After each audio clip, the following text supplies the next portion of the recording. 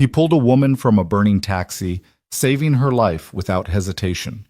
But when the flames died down and he saw what hung around her neck, his blood ran cold. A silver locket that had been buried with his wife 3 years ago. The same locket, the same photo inside. As the woman whispered his name before losing consciousness, Noah Grant realized that everything he knew about his wife's death had been a lie.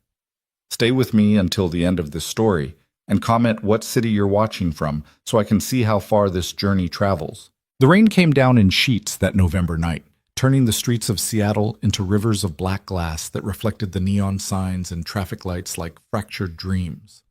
Noah Grant gripped the steering wheel of his old Ford pickup, his knuckles white against the worn leather, as he navigated through the downpour. The windshield wipers beat a steady rhythm. Thump, thump, thump, thump. A metronome counting down the minutes until he could get home to his daughter. It was nearly midnight, and exhaustion sat heavy on Noah's shoulders like a wet blanket. His shift at the community center had run late again, the third time this week. Since leaving his job as a paramedic 2 years ago, he'd been piecing together a living from whatever work he could find. Security guard, maintenance supervisor, handyman. Tonight, he'd been filling in for a janitor who'd called in sick, mopping floors and emptying trash cans while his mind wandered to places he'd rather it didn't go. The intersection of Pike and 8th Avenue was nearly deserted at this hour. A few stragglers hurried along the sidewalks, hunched against the rain, their umbrellas doing little to shield them from the relentless downpour. The traffic light ahead turned yellow, then red, and Noah eased his foot onto the brake. His truck came to a stop with a slight shudder. He really needed to get that transmission checked, but there was never enough money, never enough time. He was thinking about his daughter, Lily, asleep at home with Mrs. Chen from downstairs watching over her. She'd be 9 years old next month, 9 years old and growing up without a mother. The thought was a familiar ache, a wound that had never quite healed despite the passage of 3 years. Sarah. Her name was a whisper in his mind, a ghost that haunted the quiet moments. Sarah, with her laugh like morning birdsong and her hands that could bandage a wound or braid their daughter's hair with equal grace. Sarah, who'd been taken from them in a car crash on a rain-soaked night not unlike this one, her Civic spinning out on the I-5 and slamming into a concrete barrier at 70 miles per hour. The police had said she'd died instantly. That was supposed to be a comfort. It wasn't. The light was still red. Noah rubbed his eyes, feeling the grit of fatigue beneath his eyelids. 2 more minutes, and he'd be moving again. 5 more blocks, and he'd be home. He could already taste the coffee he'd brew, feel the weight of his daughter's head against his shoulder as he checked on her before collapsing into bed himself. That's when the world exploded. The sound came first, a deafening boom that rattled the windows of his truck and set off car alarms up and down the block. Then light, brilliant and orange, blooming like a malevolent flower in the intersection ahead. Noah's combat instincts, trained into him during his years as a paramedic and never quite forgotten, kicked in before his conscious mind could process what was happening. A yellow taxi had erupted into flames. The vehicle was spinning, a deadly carousel of metal and fire, its momentum carrying it across the wet pavement in a graceful, horrifying arc. It slammed into a streetlight with a screech of tearing metal, the impact so violent that the pole bent at a 45-degree angle, sparks raining down as electrical wires tore free. The taxi's horn blared, a continuous wail that mixed with the sound of shattering glass and the hungry roar of flames. Noah's foot was already on the gas pedal. His truck surged forward, jumping the red light, tires hydroplaning on the slick street as he cut a sharp right and skidded to a stop 10 feet from the burning wreckage. Through the flames and smoke, he could see the taxi's interior, seats engulfed, dashboard melting, and in the back seat, silhouetted against the fire, a figure. Someone was still inside. Jesus Christ, Noah breathed, his paramedic training flooding back with crystalline clarity.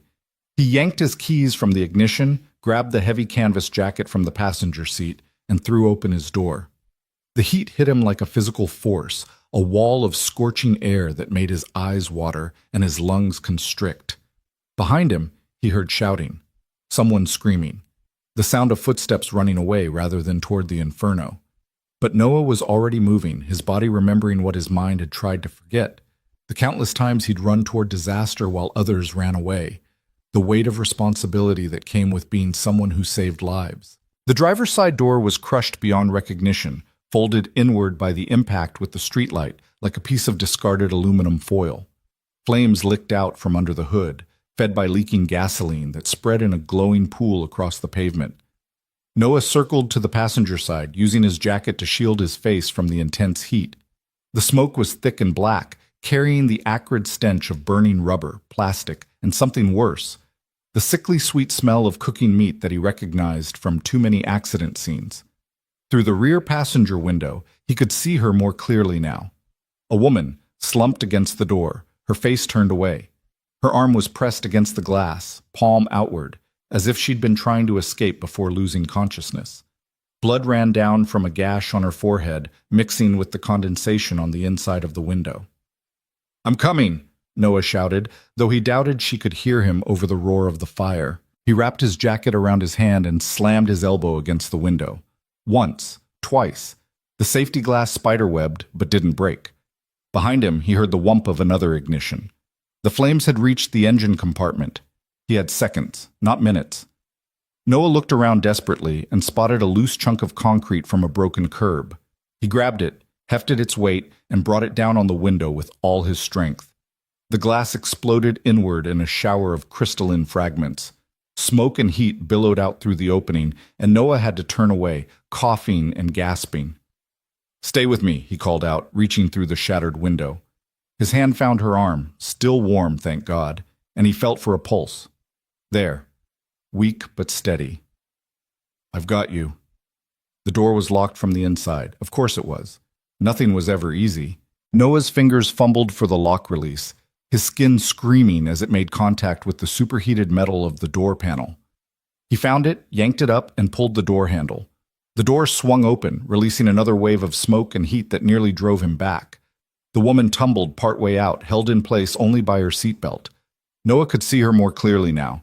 Late 20s or early 30s, dark hair matted with blood, dressed in jeans and a leather jacket that had probably saved her from worse burns. Her face was streaked with soot, eyes closed, lips parted slightly as she struggled to breathe the poison air. No time for finesse. Noah reached across her lap and found the seatbelt release. It clicked, and suddenly her full weight was falling toward him. He caught her, one arm around her waist, the other supporting her head, and pulled her free of the taxi. She was dead weight in his arms, completely unconscious, and heavier than her slight frame suggested. He stumbled backward, his foot catching on the curb, but he managed to keep his balance and carry her away from the burning vehicle. 20 feet, 30, 40. He laid her down on the wet pavement, well clear of the flames, and immediately began his assessment. ABC: airway, breathing, circulation. The basics he'd learned as a paramedic and practiced thousands of times. Airway. He tilted her head back gently, checking for obstructions. Clear, but she was breathing in shallow, rapid gasps that suggested smoke inhalation. Breathing. Her chest rose and fell irregularly. He needed to get oxygen into her system, but he had no equipment, no ambulance standing by, just his hands and his training and the rain that fell like tears from the dark sky above. Circulation. He checked her pulse again at the carotid artery. Rapid, but not thready. Blood pressure was probably dropping, but she was alive. She was alive. Behind him, the taxi exploded again with a sound like the end of the world. Noah instinctively covered the woman's body with his own, feeling the wave of heat wash over them both. Burning debris rained down around them, pieces of metal, chunks of tire, fragments of things he couldn't identify and didn't want to. When the initial blast subsided, he looked up to see the taxi had become a roaring bonfire, flames reaching 15 feet into the night sky. In the distance, he could hear sirens. Good. The fire department would be here soon, and an ambulance. He just had to keep her stable until then.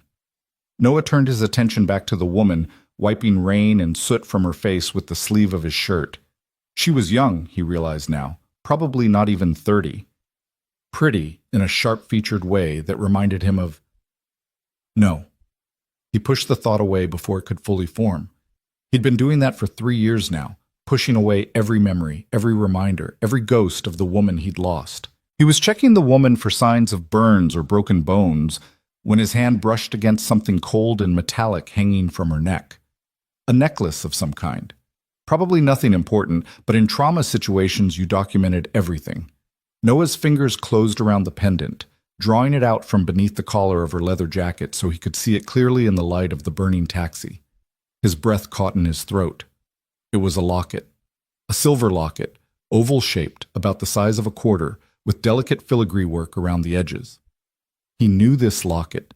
He knew it because he'd bought it for his wife on their 5th anniversary, had watched her face light up when she opened the velvet box, had fastened the clasp around her neck with trembling fingers while she laughed and cried at the same time. He knew it because it was supposed to be buried 6 feet underground in Evergreen Cemetery, resting against the chest of the woman who'd worn it every single day for the 3 years between that anniversary and the night she died. The world seemed to tilt on its axis. Noah's hands shook as he held the locket, staring at it in disbelief. It couldn't be. It couldn't be the same one. There must be thousands of lockets like this, tens of thousands. It was just a coincidence, just his tired mind playing tricks on him, But even as his rational mind scrambled for explanations, his fingers were opening the locket with practiced familiarity. He knew exactly how much pressure to apply to the tiny clasp, knew the slight catch that required a gentle wiggle to release. The locket popped open. Inside was a photograph protected behind a thin layer of scratched plastic. Noah's vision swam as he stared at it. The photo showed a man holding an infant, both of them laughing at something beyond the frame. The man was younger, his face unlined by grief, his eyes bright with joy. The baby was wrapped in a pink blanket, her tiny hand reaching up to grab at the man's nose. It was Noah, and his daughter Lily. On the day she came home from the hospital, this was the photo Sarah had chosen to put in the locket. This exact photo, taken by one of the nurses who'd taken pity on the exhausted new father. Sarah had told him it was her favorite picture in the world, the image she wanted closest to her heart always. "No," Noah whispered, but the word came out as more of a sob. "No, this can't." The woman on the ground stirred, a soft moan escaping her lips. Her eyelids fluttered, and for a moment Noah saw her eyes, dark brown, the same shade as... "Noah," she whispered, and his heart stopped. She knew his name. This stranger, pulled from a burning taxi, wearing his dead wife's locket, knew his name. Her eyes focused on his face with obvious effort, and something that might have been recognition flickered in their depths. Her lips moved, forming words that Noah had to lean in close to hear over the crackling flames and approaching sirens. Sarah, she said..." The woman's voice was barely audible, rough with smoke and pain. "She said you'd come. She said, you always come." Then her eyes rolled back and she went limp again. Noah knelt there in the rain, holding this strange woman, this impossible woman, feeling his entire reality crumbling around him like the burning taxi at his back. The locket hung between them, catching the firelight, the photo of his former joy mocking him from its place over this stranger's heart. The first fire truck rounded the corner, lights painting the scene in alternating shades of red and white. Behind it came an ambulance, then another, then police cars, the whole emergency circus that Noah had once been a part of. Firefighters jumped out, unrolling hoses, shouting orders. Paramedics rushed toward him with a stretcher and equipment, their practiced movements a familiar dance. "Sir, we'll take over from here," one of them said, a young guy with kind eyes and capable hands. "Sir? Are you injured?" Noah looked down at himself and realized he was covered in blood. Some his own from cuts he didn't remember receiving, most of it belonging to the woman he'd pulled from the flames. His shirt was singed, his hands blistered from the heat, his lungs raw from smoke. But none of that mattered. "The locket," he said, his voice hoarse. "I need to know about the locket." The paramedic exchanged a glance with his partner, the universal look of medical professionals dealing with someone in shock. "Sir, we really need you to step back and let us work. Are you family? Do you know this woman?" Noah started to say no, then stopped. Because that wasn't true, was it? He didn't know who this woman was, but she knew him. She knew Sarah. She was wearing Sarah's locket, carrying Sarah's photo. "I saved her," he said finally. "I pulled her out of the taxi." "You did good," the paramedic said, already moving to insert an IV line into the woman's arm. "Real good. You saved her life, but now we need space to work, okay? Just step back for us." Noah stood, his legs unsteady beneath him, and watched as the paramedics swarmed over the unconscious woman. They called out vital signs in rapid-fire medical shorthand that he understood perfectly. Blood pressure dropping, possible internal injuries, smoke inhalation, second-degree burns on her arms and legs. They loaded her onto the stretcher with efficient precision, covering her with a thermal blanket, securing straps across her chest and legs. "Wait!" Noah called out as they began to wheel her toward the ambulance. "Where are you taking her?" "Harborview," one of the paramedics called back without stopping. "Trauma center."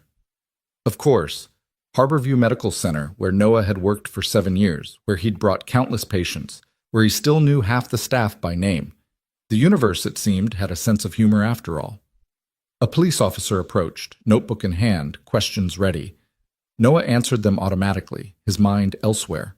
Yes, he'd witnessed the explosion. No, he didn't know the victim. Yes, he was a former paramedic. No, he hadn't seen anyone else near the taxi before it exploded. The officer took his information, his insurance details, told him he might need to come down to the station for a more detailed statement tomorrow. Tomorrow. As if tomorrow mattered. As if anything mattered beyond the impossible locket now secured in Noah's pocket, pressed against his chest like a talisman or a curse. The fire department had extinguished the blaze, reducing the taxi to a smoking, twisted skeleton of metal. Investigators were already taking photos, documenting the scene, looking for clues about what had caused such a catastrophic explosion. Noah heard one of them mention the word suspicious and another respond with definitely accelerant involved. Not an accident, then. Someone had done this deliberately. Someone had tried to murder the woman Noah had pulled from the flames. The woman wearing Sarah's locket. The woman who knew his name. The rain had slowed to a drizzle, but Noah didn't notice.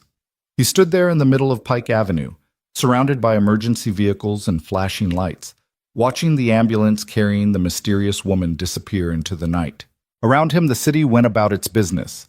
Late-night travelers hurrying to their destinations, bar patrons stumbling home, the homeless seeking shelter in doorways. None of them knew. None of them understood that in this one rain-soaked intersection, everything Noah had believed about the worst night of his life had just been called into question. His phone buzzed. A text from Mrs. Chen. "Lily woke up, asking for you. Everything okay?" Everything okay. What a question. What a ridiculous, impossible question. Noah typed back with numb fingers. "Emergency at work. Be home soon. Tell her I love her." It wasn't exactly a lie. There was an emergency, even if it wasn't the kind Mrs. Chen would understand. And he would be home soon, eventually, after he did what he needed to do. He walked back to his truck, his movements mechanical. His hands left bloody prints on the door handle, on the steering wheel. The engine turned over with its familiar cough, and Noah pointed the vehicle toward Harborview Medical Center. As he drove through the dark streets, the locket burned like fire in his pocket. And in his mind, one question repeated over and over. If this woman has Sarah's locket, where the hell did she get it?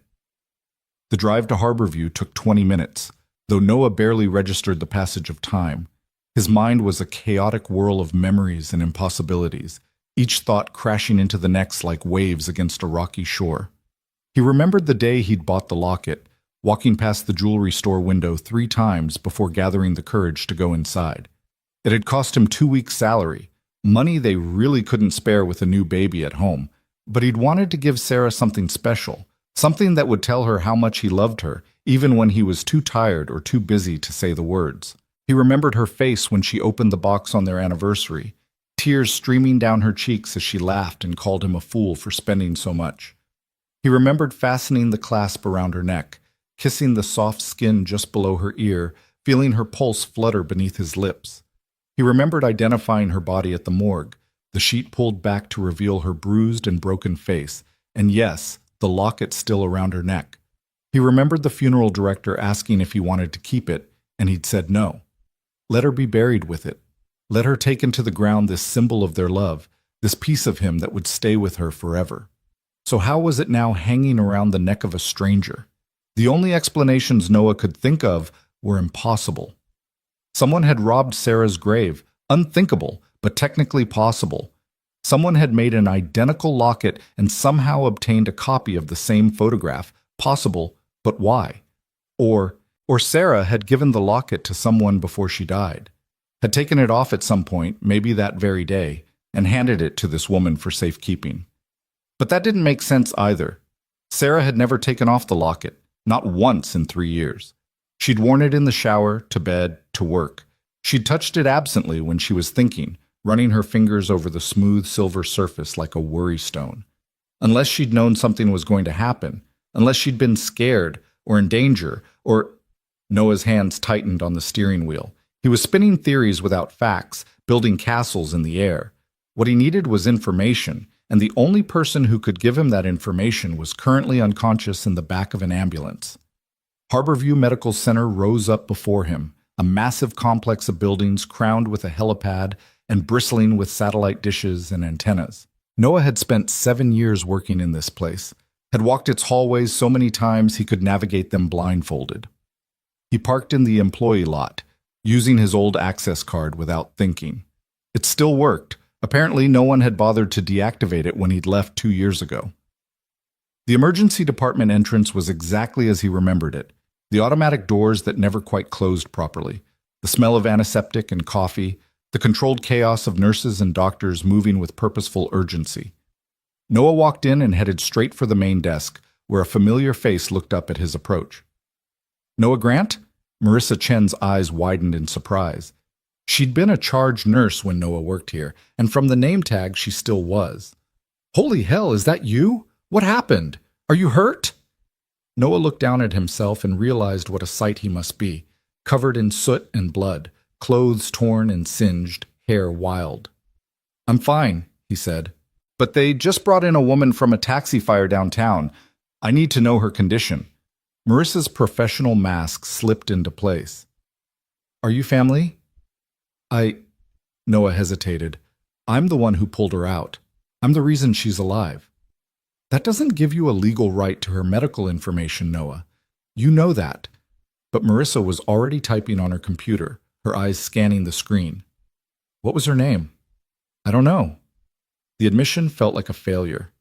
Mid-20s to early 30s, dark hair, leather jacket, pulled from a burning taxi on Pike and 8th about 40 minutes ago. More typing. Then Marissa's expression shifted, became more guarded. She's in Trauma Bay 3. Critical but stable. That's all I can tell you. Marissa, please, this is important. Noah? She was wearing something that belonged to my wife, Noah said, his voice low and urgent. My dead wife. I need to know who she is and how she got it. Marissa stared at him for a long moment, reading something in his face that made her decision. Okay, look, I can't let you back there, but... She glanced around, making sure no one was listening. Her name is Elena Marlowe, that's all I know. They're running labs and imaging now. If you want to wait, I'll wait, Noah said. Thank you. He found a chair in the waiting area among the other worried faces and late-night emergencies. A mother holding a feverish toddler, an elderly man clutching his chest, a teenager with a skateboard and a badly swollen ankle.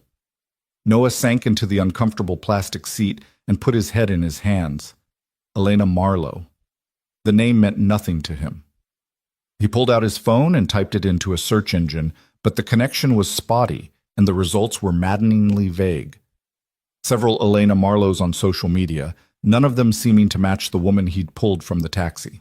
A few professional profiles, but without photos, he couldn't confirm anything. He needed to talk to her, needed to look her in the eye and demand answers, needed to understand how his world had been turned inside out in the space of an hour. The minutes crawled by. Noah watched the clock on the wall tick through 1 hour, then 2. Around him, patients came and went. The teenager with the ankle hobbled out on crutches. The elderly man was taken back to a cardiac bay. The mother and her toddler disappeared through the double doors marked treatment area. Noah's phone buzzed again. Mrs. Chen, Lily fell back asleep. I'll stay the night, don't worry. But Noah was nothing but worry now. Worry about the woman in Trauma Bay 3, about the locket in his pocket, about the impossible questions that demanded answers.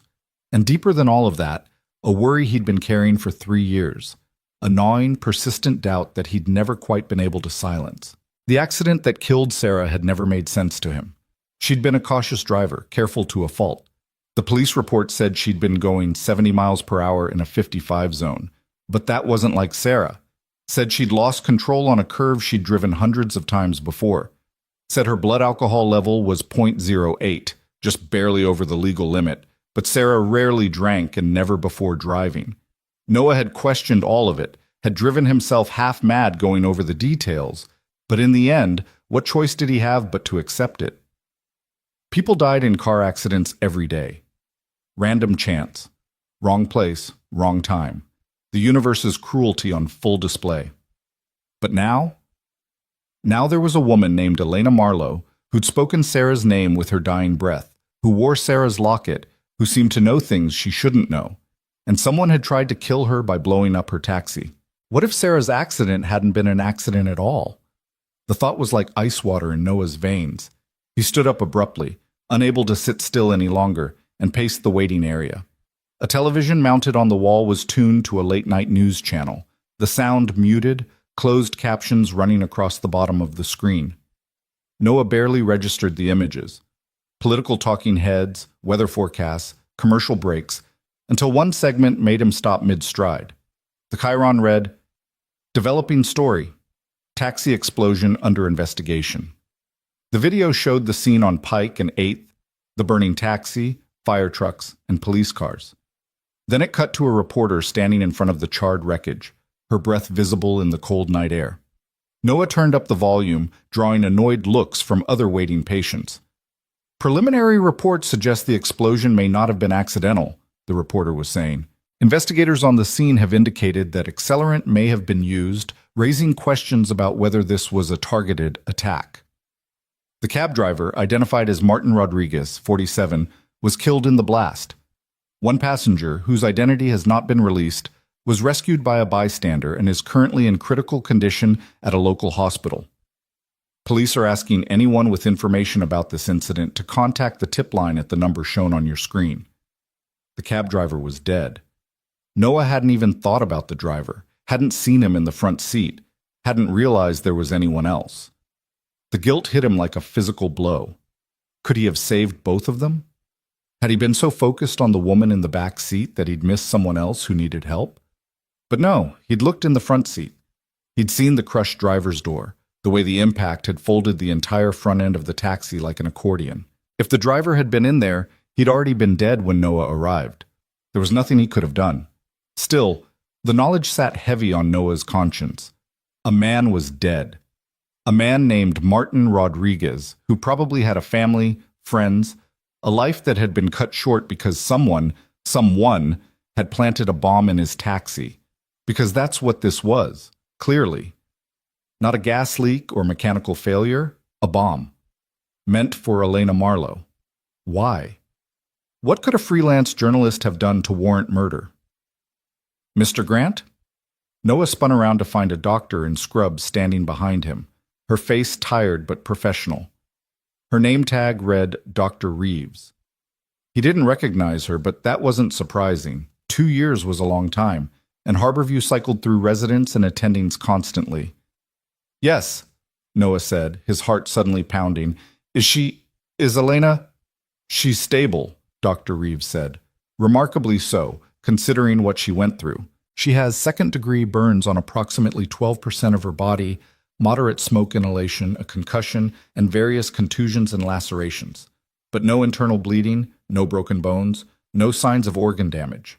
Honestly, Mr. Grant, if you hadn't pulled her out when you did, she'd be dead. You saved her life." The word should have brought relief, but Noah felt nothing except the driving need for answers. "Is she conscious? Can I talk to her?" Dr. Reeves hesitated. "She's drifting in and out. We've given her pain medication and she needs rest." "Are you family?" "No, but I need to eat." "Then I'm afraid I can't allow you to see her." Dr. Reeves's voice was kind but firm. "She's stable, Mr. Grant. That's all I can tell you." Now, I really think you should let someone examine you. You have some significant burns on your hands and arms that need treatment. Noah looked down at his hands as if seeing them for the first time. The skin was red and blistered, already starting to hurt now that the adrenaline was wearing off. I'm fine, he said automatically. You're not fine. You're in shock, and those burns are going to get infected if they're not treated. Dr. Reeves gestured to a nearby nurse. Sarah, can you take Mr. Grant to minor treatment? Get those hands cleaned and bandaged. Of course, doctor, the nurse said, approaching Noah with a sympathetic smile. Noah started to protest, but Dr. Reeves cut him off. Mr. Grant, you did a heroic thing tonight. Don't diminish that by letting yourself get sick because you're too stubborn to accept help. Get your hands treated, go home, get some rest. If Ms. Marlowe's condition changes, we'll contact you. It wasn't really a question, and Noah was too exhausted to argue. He let the nurse lead him to a treatment bay where she carefully cleaned the burns on his hands and arms, applied antibiotic ointment, and wrapped them in sterile gauze. The pain, now that he was aware of it, was considerable, a deep, throbbing ache that radiated up to his elbows. You're lucky, the nurse said as she worked. These are mostly superficial. They'll hurt like hell for a few days, but they should heal without scarring if you keep them clean and dry. Lucky. Noah almost laughed at the word. He didn't feel lucky. He felt like he'd fallen through a crack in reality and landed in a world where nothing made sense anymore. The nurse gave him a prescription for pain medication and a list of care instructions, then sent him on his way. Noah walked back to the waiting area, intending to leave, but found himself stopping instead. He couldn't go home. Not yet. Not until he had answers. He found a bathroom and cleaned himself up as best he could, washing the soot from his face and hands, trying to make himself presentable. Then he made his way back to the main desk, where a different nurse was now on duty. I need to leave a message for Elena Marlowe, he said. The patient in Trauma Bay 3. The nurse, young, with kind eyes and purple scrubs, looked up at him. I can't confirm we have a patient by that name, but I can take a message if you'd like to leave one. Noah grabbed a piece of paper and a pen from the desk and wrote quickly. Ms. Marlowe, I'm the man who pulled you from the taxi. I need to talk to you about the locket. It's important. Please call me. He added his phone number and folded the paper in half. Make sure she gets this, he said, pressing it into the nurse's hand. It's urgent. I'll do my best, the nurse promised. There was nothing else Noah could do here. He left the hospital, walked through the parking lot to his truck, and sat in the driver's seat for a long moment, staring at nothing. The locket was still in his pocket, its weight impossible to ignore. He took it out, opened it again, looked at the photograph of himself and baby Lily. Sarah had chosen this picture because it captured a moment of pure joy, the first day they'd brought their daughter home. Both of them exhausted and terrified and happier than they'd ever been. He remembered that day so vividly. The way Lily had fit perfectly in the crook of his arm, the smell of her, that indefinable newborn scent of milk and powder and new life. The overwhelming rush of love and protectiveness that had nearly brought him to his knees. And Sarah taking the photo, her laughter like music as Noah made silly faces to get the baby to smile. Where did you go? Noah whispered to the photograph. What happened to you, Sarah? What aren't I seeing? The photo, of course, gave no answers. Noah closed the locket and tucked it carefully back into his pocket. Then he started the truck and headed home, through streets that were now empty and quiet, the rain having stopped entirely. The city slept around him, unaware that in one man's heart, a dormant hope had begun to burn with terrible, impossible life. When he got home, Mrs. Chen met him at the door, her eyes widening at his disheveled appearance. Noah, what happened? There was a fire, he said, which was true enough. I'm fine. How's Lily? Sleeping soundly. Mrs. Chen studied his bandaged hands with concern. Are you sure you're all right? Those look serious. Just minor burns, really. I'm okay. Noah mustered a smile he didn't feel. Thank you for staying with her. I don't know what I'd do without you. Mrs. Chen patted his arm gently. That's what neighbors are for. Now get some sleep. You look like death warmed over. After she left, Noah checked on his daughter. Lily was sprawled across her bed in the boneless way of sleeping children, her dark hair fanned across the pillow, one arm wrapped around her favorite stuffed rabbit. She looked so much like Sarah it sometimes hurt to look at her. The same delicate features, the same stubborn chin, the same impossible beauty. Noah knelt beside the bed, careful not to wake her, and watched her breathe. This was what he'd been living for these past 3 years. This child. This miraculous gift that Sarah had given him. Everything he did, every breath he took, was for Lily. But what if Sarah was still out there somewhere? What if she hadn't died that night 3 years ago? What if she'd been taken or hidden or forced to disappear? What if she was alive, waiting for him to find her? The thought was too big, too impossible, too dangerous. It opened doors that Noah had spent 3 years learning to keep closed. Hope was the cruelest thing, the sharpest blade, and he'd bled himself dry on it in the months after Sarah's death. He couldn't do that again. Couldn't let himself believe in impossible things. But the locket was real. Elena Marlowe was real. The words she'd whispered, "Sarah said you'd come," were real. Noah kissed his daughter's forehead and stood up. He walked to his bedroom, stripped off his ruined clothes, and lay down on the bed without bothering to pull back the covers. His hands throbbed, his lungs hurt, every muscle in his body ached. He closed his eyes, knowing he wouldn't sleep, and waited for morning to come and bring with it whatever terrible truths were waiting to be revealed. In his pocket, pressed against his chest, the locket lay cold and heavy, a piece of the past that refused to stay buried. And somewhere in Harborview Medical Center, Elena Marlowe drifted in medicated dreams, holding secrets that would shatter a man's world, and maybe, just maybe, put it back together in a way he'd never dared to imagine. The night stretched on, dark and full of questions, and Noah Grant lay awake through all of it, staring at the ceiling, wondering if the woman he'd mourned for 3 years was somewhere out there, looking at the same dark sky, wondering if he would come for her. He would. God help him, he would. But first, he needed answers. Morning came with the kind of gray, hesitant light that made Seattle feel like it existed in perpetual twilight. Noah had finally fallen into a fitful sleep around 4 in the morning, his dreams plagued by fire and smoke and a woman's face that shifted between Elena Marlowe and Sarah, until he couldn't tell where one ended and the other began. He woke at 6:30 to the sound of Lily padding into his room, her small hand shaking his shoulder. "Daddy, you're still wearing your clothes," she said, her voice full of that particular concern children have when they notice their parents doing something unusual. Noah sat up, wincing at the stiffness in his muscles and the immediate throb of pain in his bandaged hands. "Hey, sweetheart." "Yeah. I had a long night. How'd you sleep?" "Good. Mrs. Chen let me have 2 cookies before bed." Lily climbed onto the bed beside him, her eyes going wide as she noticed the bandages. "What happened to your hands?" "I had a little accident at work," Noah said, which was becoming his default explanation for everything.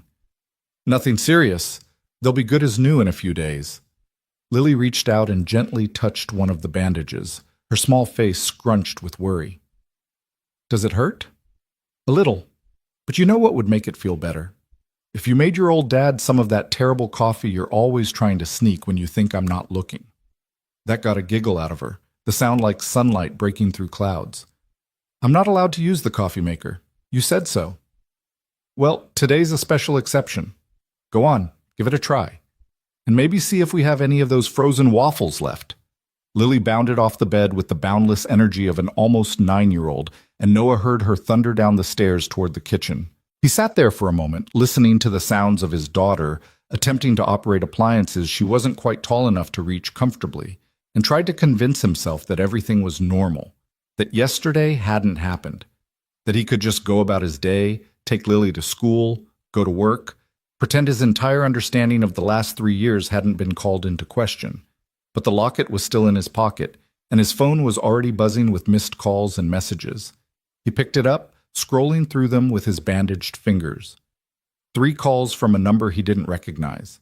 2 text messages from the Seattle Police Department asking him to come in for a statement. 1 voicemail from Marissa at the hospital. He played the voicemail, holding the phone away from his face as Marissa's voice filled the quiet room.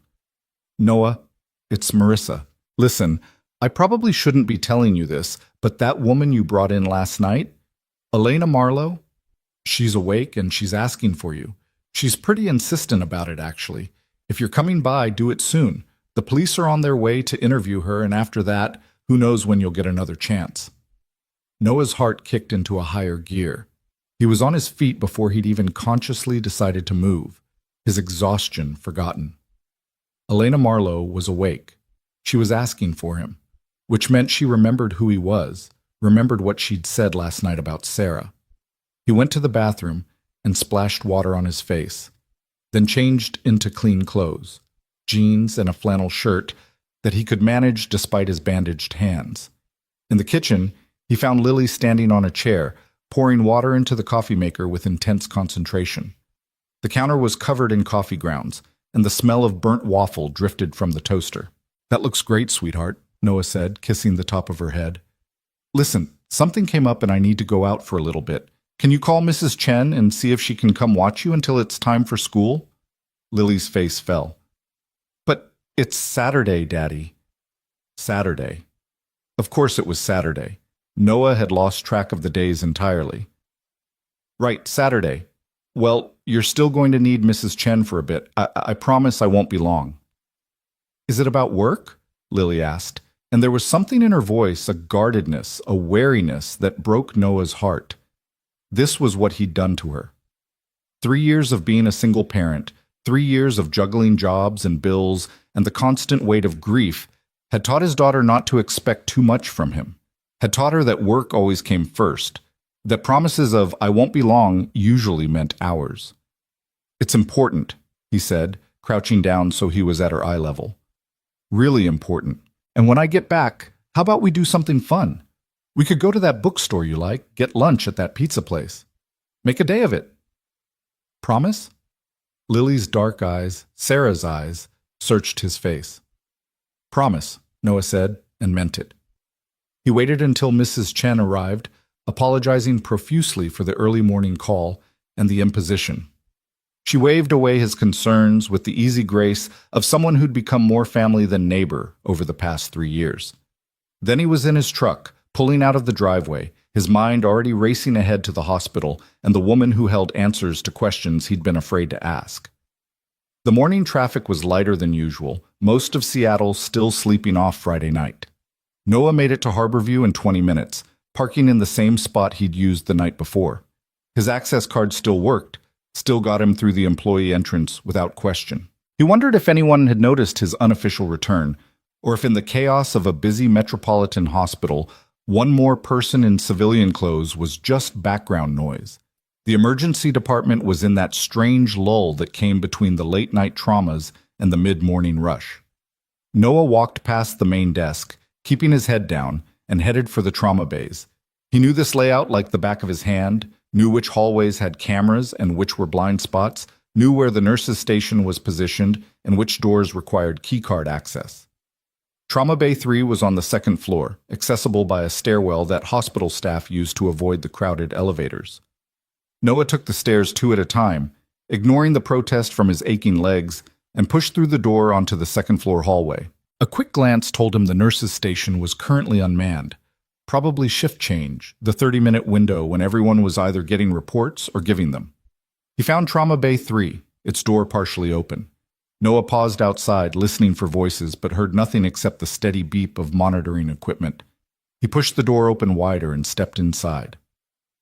Elena Marlowe was sitting up in the hospital bed, her dark hair pulled back in a messy ponytail, an oxygen cannula in her nose.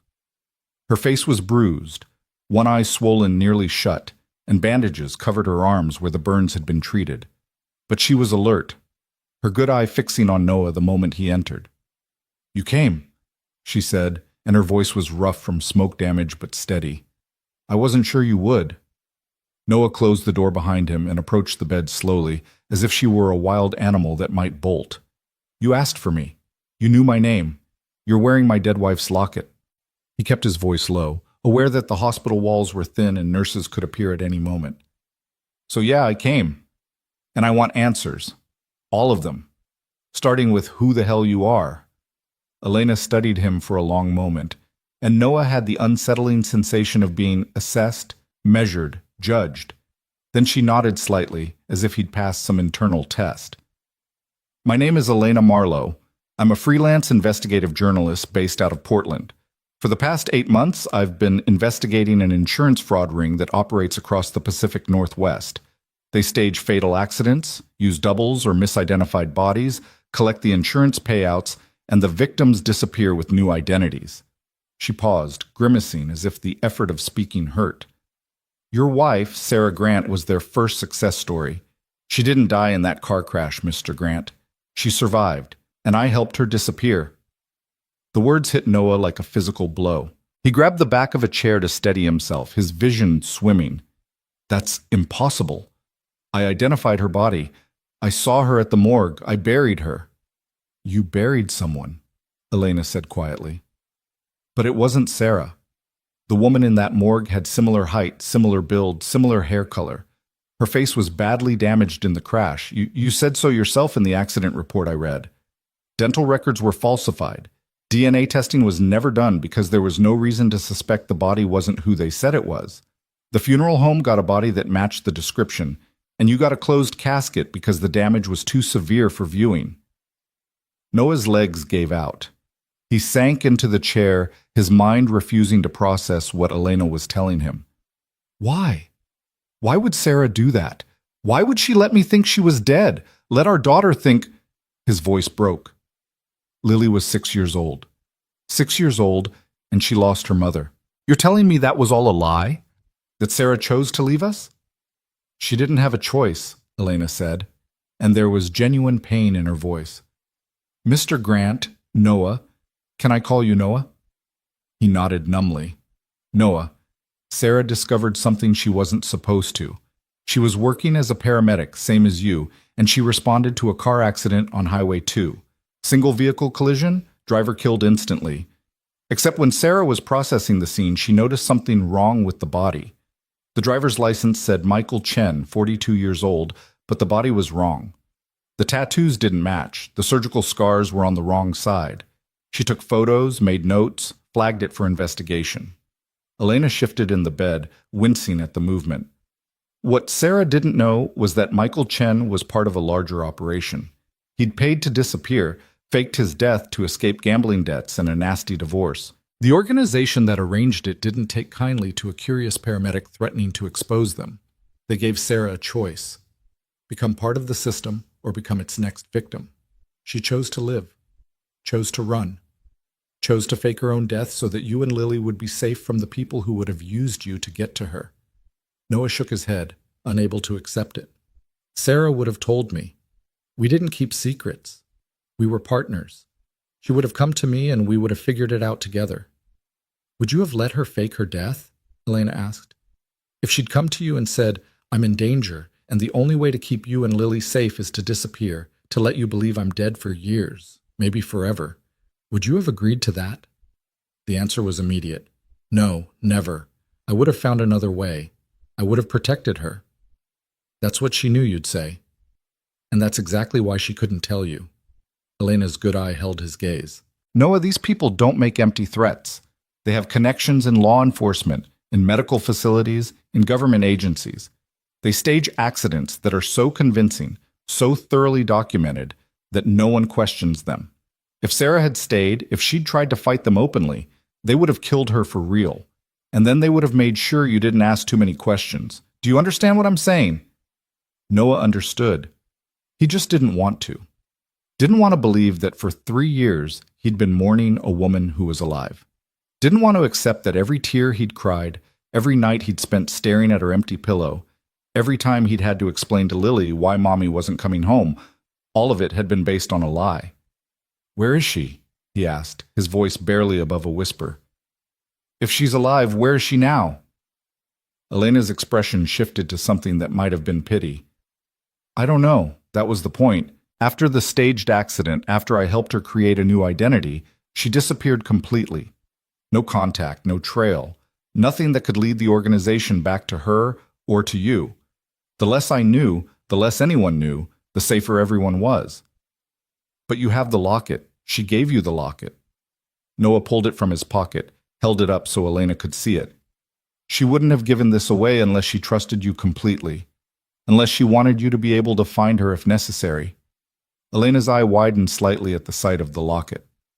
She gave that to me the night before the accident. Said if anything went wrong, if she didn't make it out, I should find you and tell you the truth. Not right away.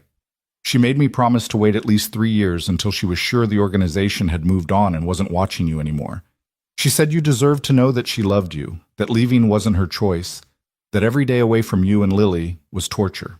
Tears burned in Noah's eyes. He blinked them back furiously, unwilling to break down in front of this stranger who was systematically destroying and rebuilding his entire world. So why now? Why last night, if you were supposed to wait 3 years? Because they found me, Elena said.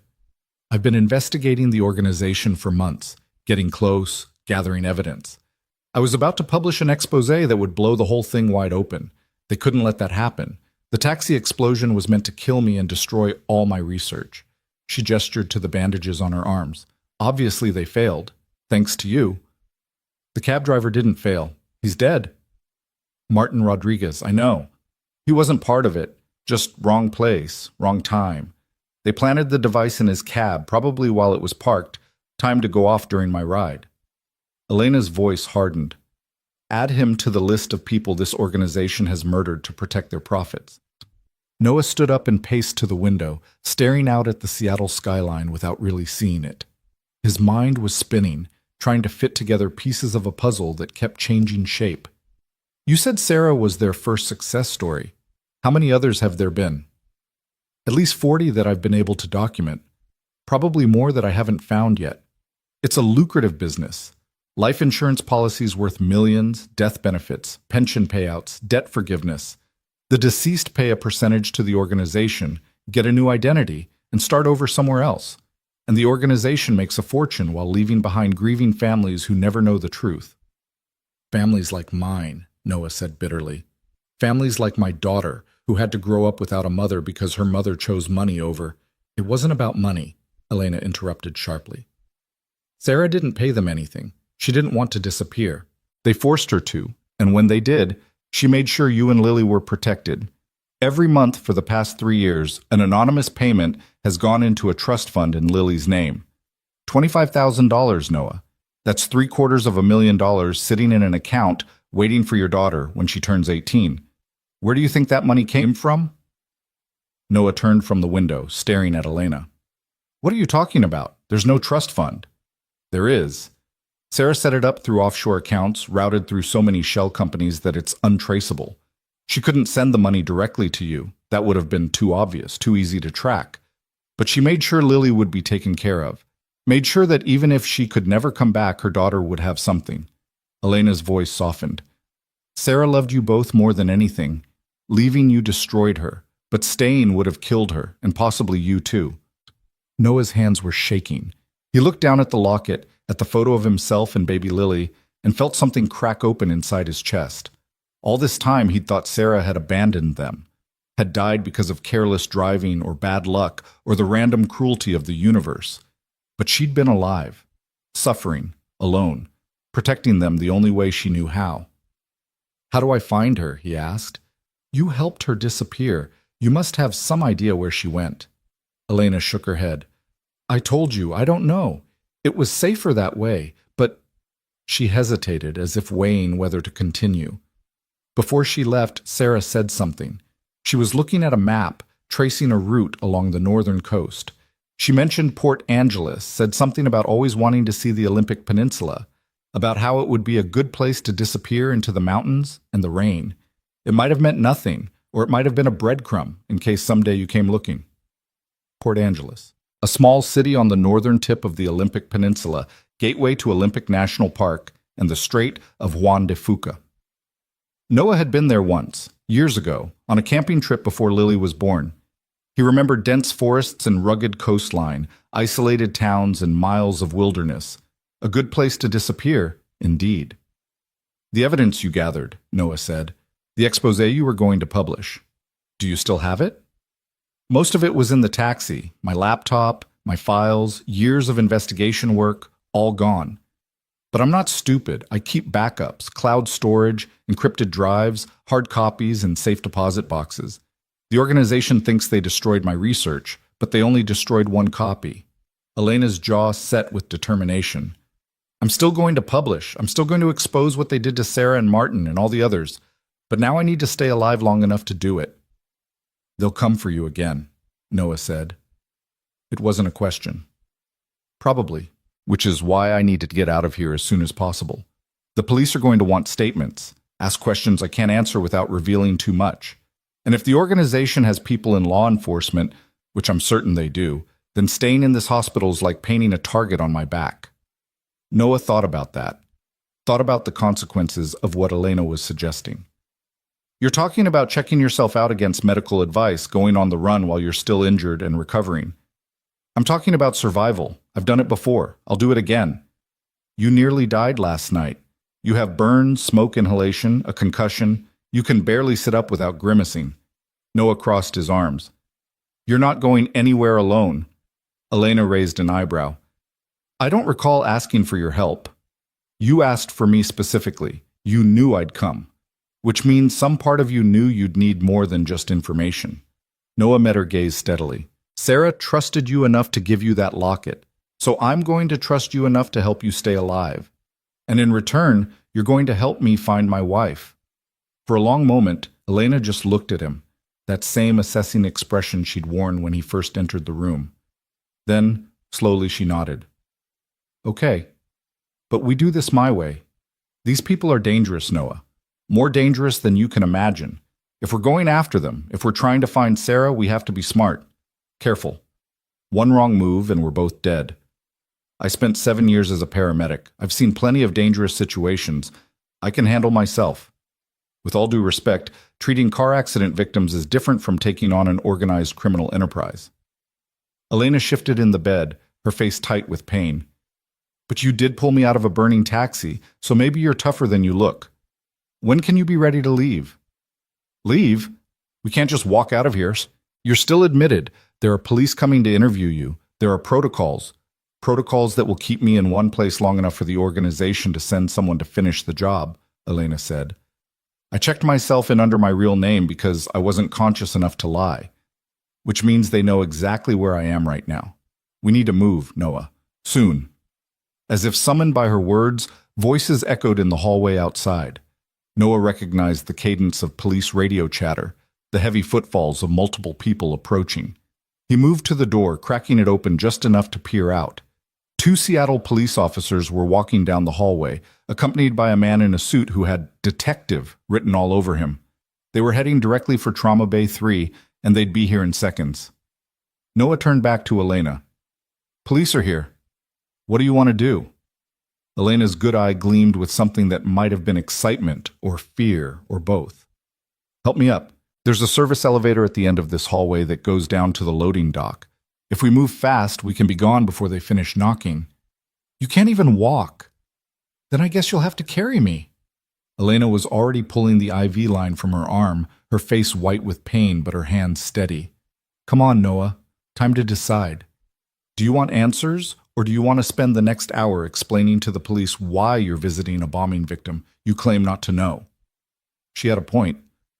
Noah crossed to the bed and helped Elena swing her legs over the side. She gasped as her feet hit the floor, her balance wavering, and Noah caught her before she could fall. She was lighter than he'd expected, her frame delicate beneath the hospital gown. There's a bag in the closet, Elena said through gritted teeth. My clothes, my phone, my wallet. Grab it. Noah retrieved the bag one-handed while supporting Elena with his other arm. The clothes inside were torn and stained with blood, but Elena's phone and wallet were intact. He handed her the bag, and she clutched it against her chest like a lifeline. The voices in the hallway were closer now, just outside the door. Noah could hear the detective saying something about witness statements and ongoing investigation.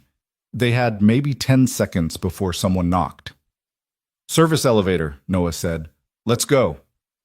He half-carried, half-dragged Elena out of the trauma bay through a side door that led to a connecting hallway. This was the route staff used to move equipment and supplies without clogging the main corridors, and at this hour it was mercifully empty. Elena's breathing was labored, each step clearly costing her, but she didn't complain. Noah had to admire that. Whatever else she was tough. They made it to the service elevator just as Noah heard someone call out behind them. He jabbed the down button, praying the elevator was close, praying they had enough time. The doors opened with a cheerful ding that sounded obscenely loud in the quiet hallway. Noah practically threw Elena inside, then followed, hitting the button for the basement level. The doors started to close just as a police officer rounded the corner and spotted them. "Hey, stop!" But the doors were already shut, the elevator descending. Noah leaned against the wall, his heart hammering. That was subtle. "Subtlety is overrated," Elena said. She was leaning heavily against the elevator railing, her face pale and sweating. "Loading dock opens onto an alley behind the hospital. If we can get to the street, we can lose them in morning traffic." The elevator reached the basement with a gentle lurch. The doors opened onto a dimly lit loading area filled with pallets of supplies and empty gurneys. Noah spotted the exit, a heavy door marked with an alarm warning that Noah knew from experience hadn't worked in years. They made it outside into a narrow alley that smelled of garbage and exhaust fumes. The morning air was cold against Noah's face, carrying the threat of more rain. His truck was parked 3 blocks away in the employee lot, but there was no way Elena could walk that far in her condition. "Stay here," Noah said, propping Elena against the wall. "I'll get my truck and come back for you." "No!" Elena's hand shot out and grabbed his arm with surprising strength. "We stay together. If they find me alone, I'm as good as dead. Help me walk. We'll figure it out." So Noah put his arm around Elena's waist and let her lean her weight against him, and together they shuffled out of the alley and onto the street. A few early morning joggers passed them, giving them curious looks but not stopping. To anyone watching, they probably looked like a man helping his drunk girlfriend home after a rough night. They made it half a block before Noah heard sirens. Police cars were pulling up to the hospital's main entrance, lights flashing. In minutes, they'd have officers searching the area, checking security footage, tracking their escape route. "My truck's 2 more blocks," Noah said. "Can you make it?" "Do I have a choice?" Elena's breathing was ragged, but she kept moving. "What kind of truck?" "Blue Ford F-150. Why?" "Just trying to picture our getaway vehicle. Somehow I doubt it's as exciting as the movies make it seem." Noah almost laughed. Here they were, fleeing from police and potentially assassins, and Elena was making jokes. Maybe that was how you survived in her line of work, humor as armor against the horror. They reached the employee parking lot without being stopped. Noah's truck sat exactly where he'd left it, looking worn and ordinary and absolutely beautiful. He got Elena into this passenger seat, strapping the seatbelt around her carefully, then ran around to the driver's side. The engine turned over with its familiar rumble. Noah backed out of the spot and headed for the exit, forcing himself to drive at a normal speed, to not attract attention. In the rearview mirror, he could see police officers spreading out from the hospital, searching the perimeter. "We made it," Elena said softly. "I didn't actually think we would." "Where do we go now?" Noah asked, turning onto the main road and blending into the sparse morning traffic. Elena was quiet for a moment, her head leaning against the window. When she spoke, her voice was tired but determined. "I have a safe house. An apartment in Belltown under a fake name. It's not much, but it has my backup files, clean clothes, and most importantly, no connection to my real identity. We can regroup there, figure out our next move." Noah nodded, making a mental note of the direction as Elena gave him street-by-street instructions. His mind was still reeling from everything he'd learned in the past hour. Sarah was alive. His wife, the woman he'd mourned for 3 years, was out there somewhere. And sitting next to him was a journalist who'd helped fake Sarah's death and was now the target of the same organization that had taken his wife away from him. "I need to call my daughter," Noah said as they stopped at a red light. "She's with a neighbor, but I can't just disappear without telling her something." "No calls yet, not until we know we're secure. These people have resources, connections. If they're monitoring you, and there's a good chance they are, a phone call could lead them right to us." Noah's hands tightened on the steering wheel. The thought of Lily waiting for him, wondering where he was, made his chest ache. But Elena was right. If there was even a chance that someone was watching him, listening to his calls, he couldn't risk it. "Later," he said. "Once we're at the safe house, I'll figure something out." They drove in silence for a few minutes, the city waking up around them. Coffee shops opening their doors, buses pulling away from stops. the daily rhythm of urban life continuing oblivious to the small drama unfolding in a battered blue truck. "Tell me about Lily," Elena said suddenly. "Sarah talked about her all the time, but it's been 3 years. She must have changed." Noah glanced over, surprised by the request. "She's 8 years old, almost 9, smart as hell, stubborn as hell, looks exactly like her mother." His voice softened. "She doesn't remember Sarah very well anymore. Mostly just impressions, feelings. Sometimes she asks me questions about her mom, and I have to decide which memories to share. Which ones will hurt less. It's the worst part of being a parent, knowing you're the only thing standing between your kid and the truth is so much worse than anything you could make up." "She'll get to meet her mother again," Elena said quietly. "If we find Sarah. If we can keep everyone alive long enough." "That's a lot of ifs." "Welcome to my world." Elena shifted in her seat, grimacing. "Take the next left. The building is 3 blocks down. Red brick, fire escape on the side. Park around back if you can." Noah followed her directions, pulling into a narrow alley behind a 4-story apartment building that had seen better days. The paint was peeling, the windows were barred, and graffiti covered the lower level like urban camouflage. It was exactly the kind of place where no one asked questions and everyone minded their own business. He helped Elena out of the truck and up a set of rusty fire escape stairs to a 3rd-floor window. She produced a key from the bag, unlocked the window, and they climbed inside. The apartment was small, a studio with a kitchenette, a bathroom, and barely enough room for a bed and desk. But it was clean and surprisingly well organized. Cardboard boxes lined one wall, labeled with dates and case numbers. A corkboard hung above the desk, covered in photographs, newspaper clippings, and handwritten notes connected by red string like something out of a conspiracy theorist's fever dream. Elena collapsed onto the bed with a sigh of relief. "Home sweet temporary home. There's coffee in the kitchen if you want to make some. I need to check my files, make sure everything's still accessible." Noah moved to the corkboard while Elena powered on a laptop that had been hidden under the bed. Up close, he could see the photographs more clearly. Crime scenes, accident sites, men and women in business suits and casual clothes, their faces circled in red marker. And in the center of it all, a photograph that made Noah's breath catch. It was Sarah. His Sarah. Taken from a distance with a telephoto lens showing her sitting at an outdoor cafe table, sunglasses hiding her eyes, her dark hair pulled back in a ponytail. She was smiling at something beyond the camera's frame, and she looked happy. She looked alive. "When was this taken?" Noah asked, his voice rough. Elena looked up from the laptop. 2 months ago, Port Angeles, like I thought. She was using the name Claire Morrison, working at a women's shelter. I've been watching her from a distance, making sure she was safe, making sure the organization hadn't found her." She hesitated. "I wasn't supposed to keep tabs on her. Sarah made me promise that once she disappeared, I'd let her stay disappeared. But I couldn't help myself. I needed to know she made it, that she was okay." Noah reached out and carefully unpinned the photograph from the corkboard. His hand was shaking. Sarah. Alive. Real. Not a ghost. Not a memory. But a living, breathing person existing somewhere in the world. 2 months ago, he whispered. 2 months ago, she was right there, 100 miles away, and I didn't know. She didn't want you to know. That was the whole point. Elena's voice was gentle but firm. The organization moves on once they think a case is closed. 3 years was supposed to be enough time for them to forget about Sarah Grant, to assume she was really dead and not worth thinking about anymore. If you'd tried to find her before now, if there'd been any indication you didn't believe the official story, they would have known, and they would have silenced her for real. But now, Noah looked at Elena.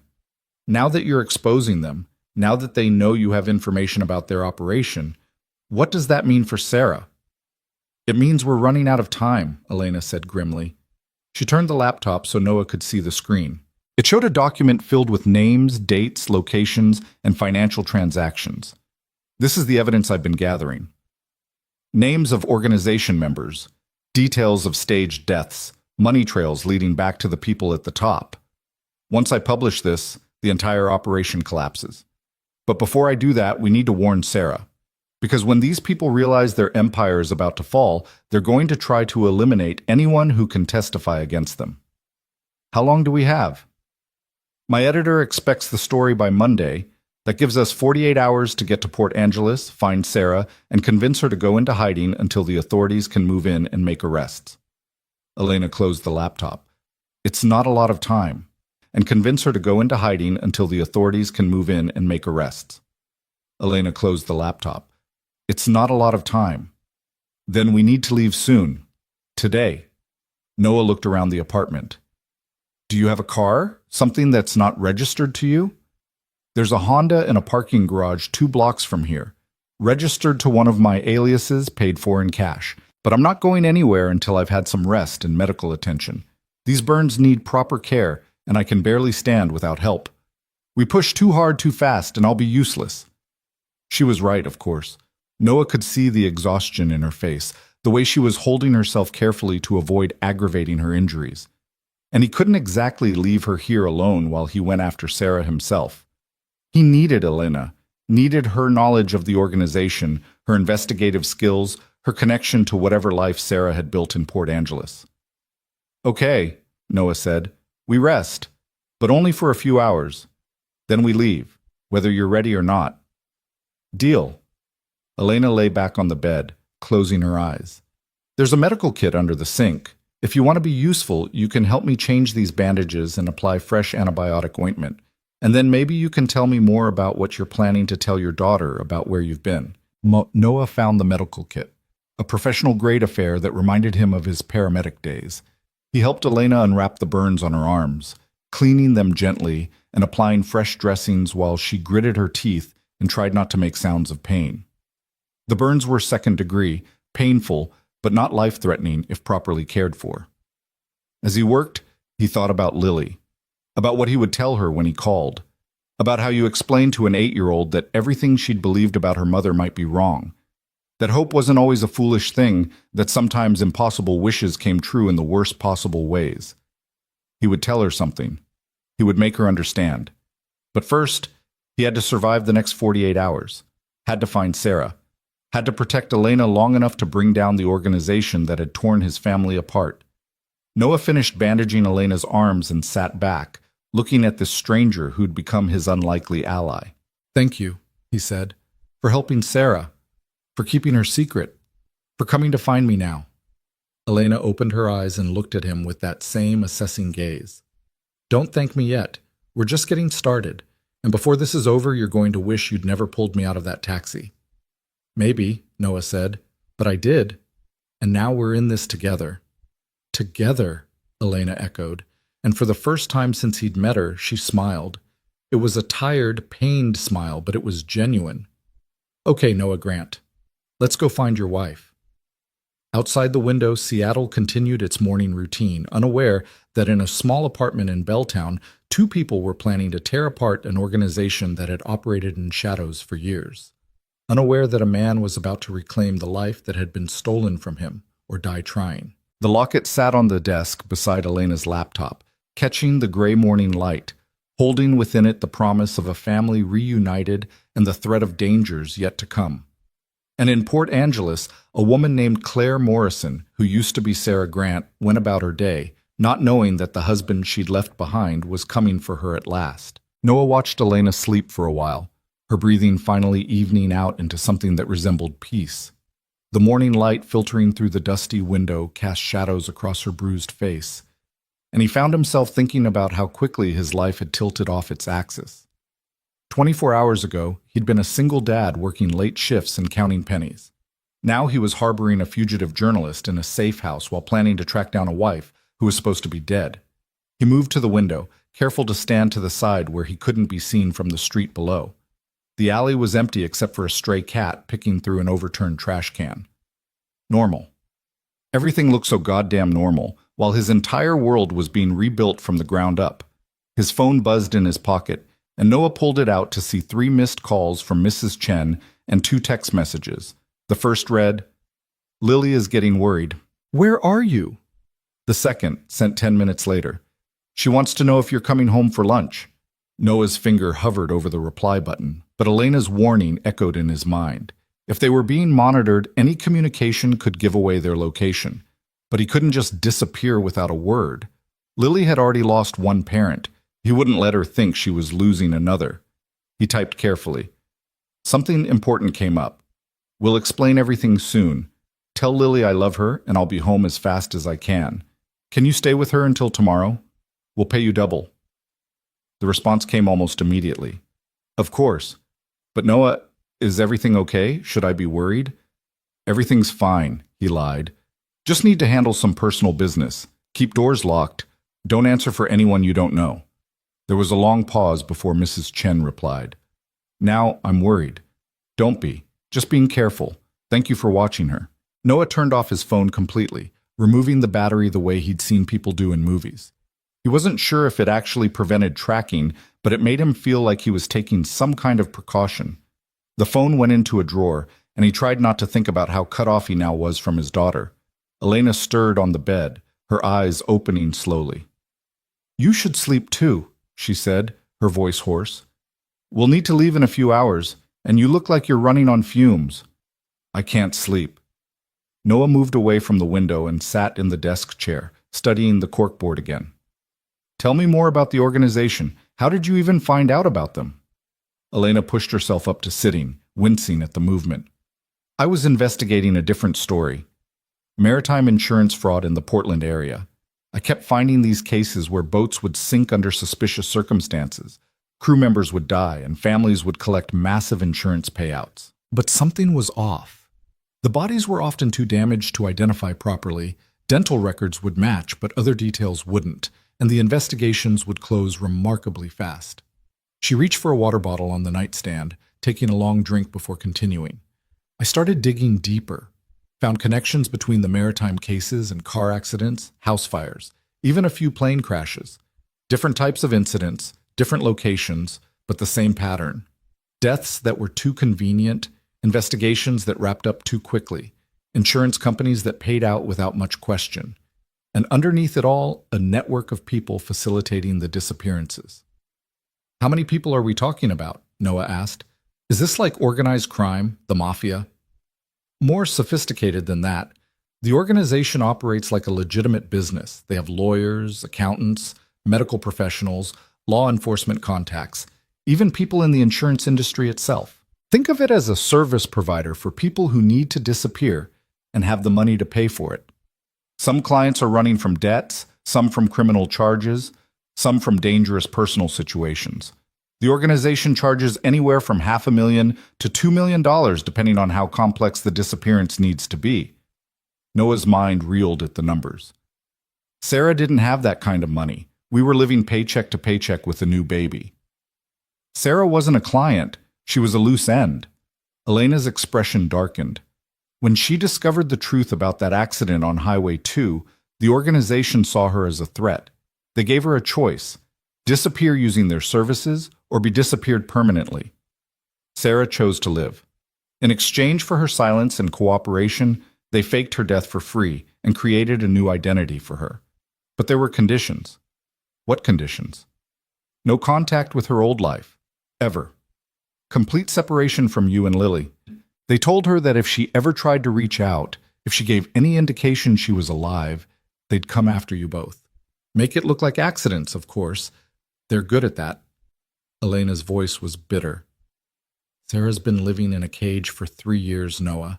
A cage of fear and isolation, knowing that the only way to keep her family safe was to let you believe she was dead. The rage that had been building in Noah's chest since last night finally found focus. This organization, these faceless people who played God with families and lives, had stolen 3 years from him.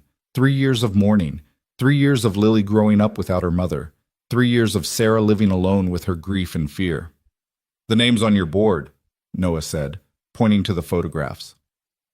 Are those the people running the organization? Some of them. The man in the center, that's Marcus Voss. He's the architect of the whole operation. Former insurance investigator who got tired of catching fraud and decided it was more profitable to facilitate it. He's careful, insulated by layers of associates and shell companies, but he's the one calling the shots. Elena stood up slowly, moving to the corkboard. The woman next to him is Diana Reeves. She handles the medical side, falsifying death certificates, bribing coroners, making sure bodies are cremated before anyone can ask too many questions. And this guy, she pointed to a heavyset man with cold eyes, is Thomas Chen. No relation to your neighbor, different spelling. He's enforcement.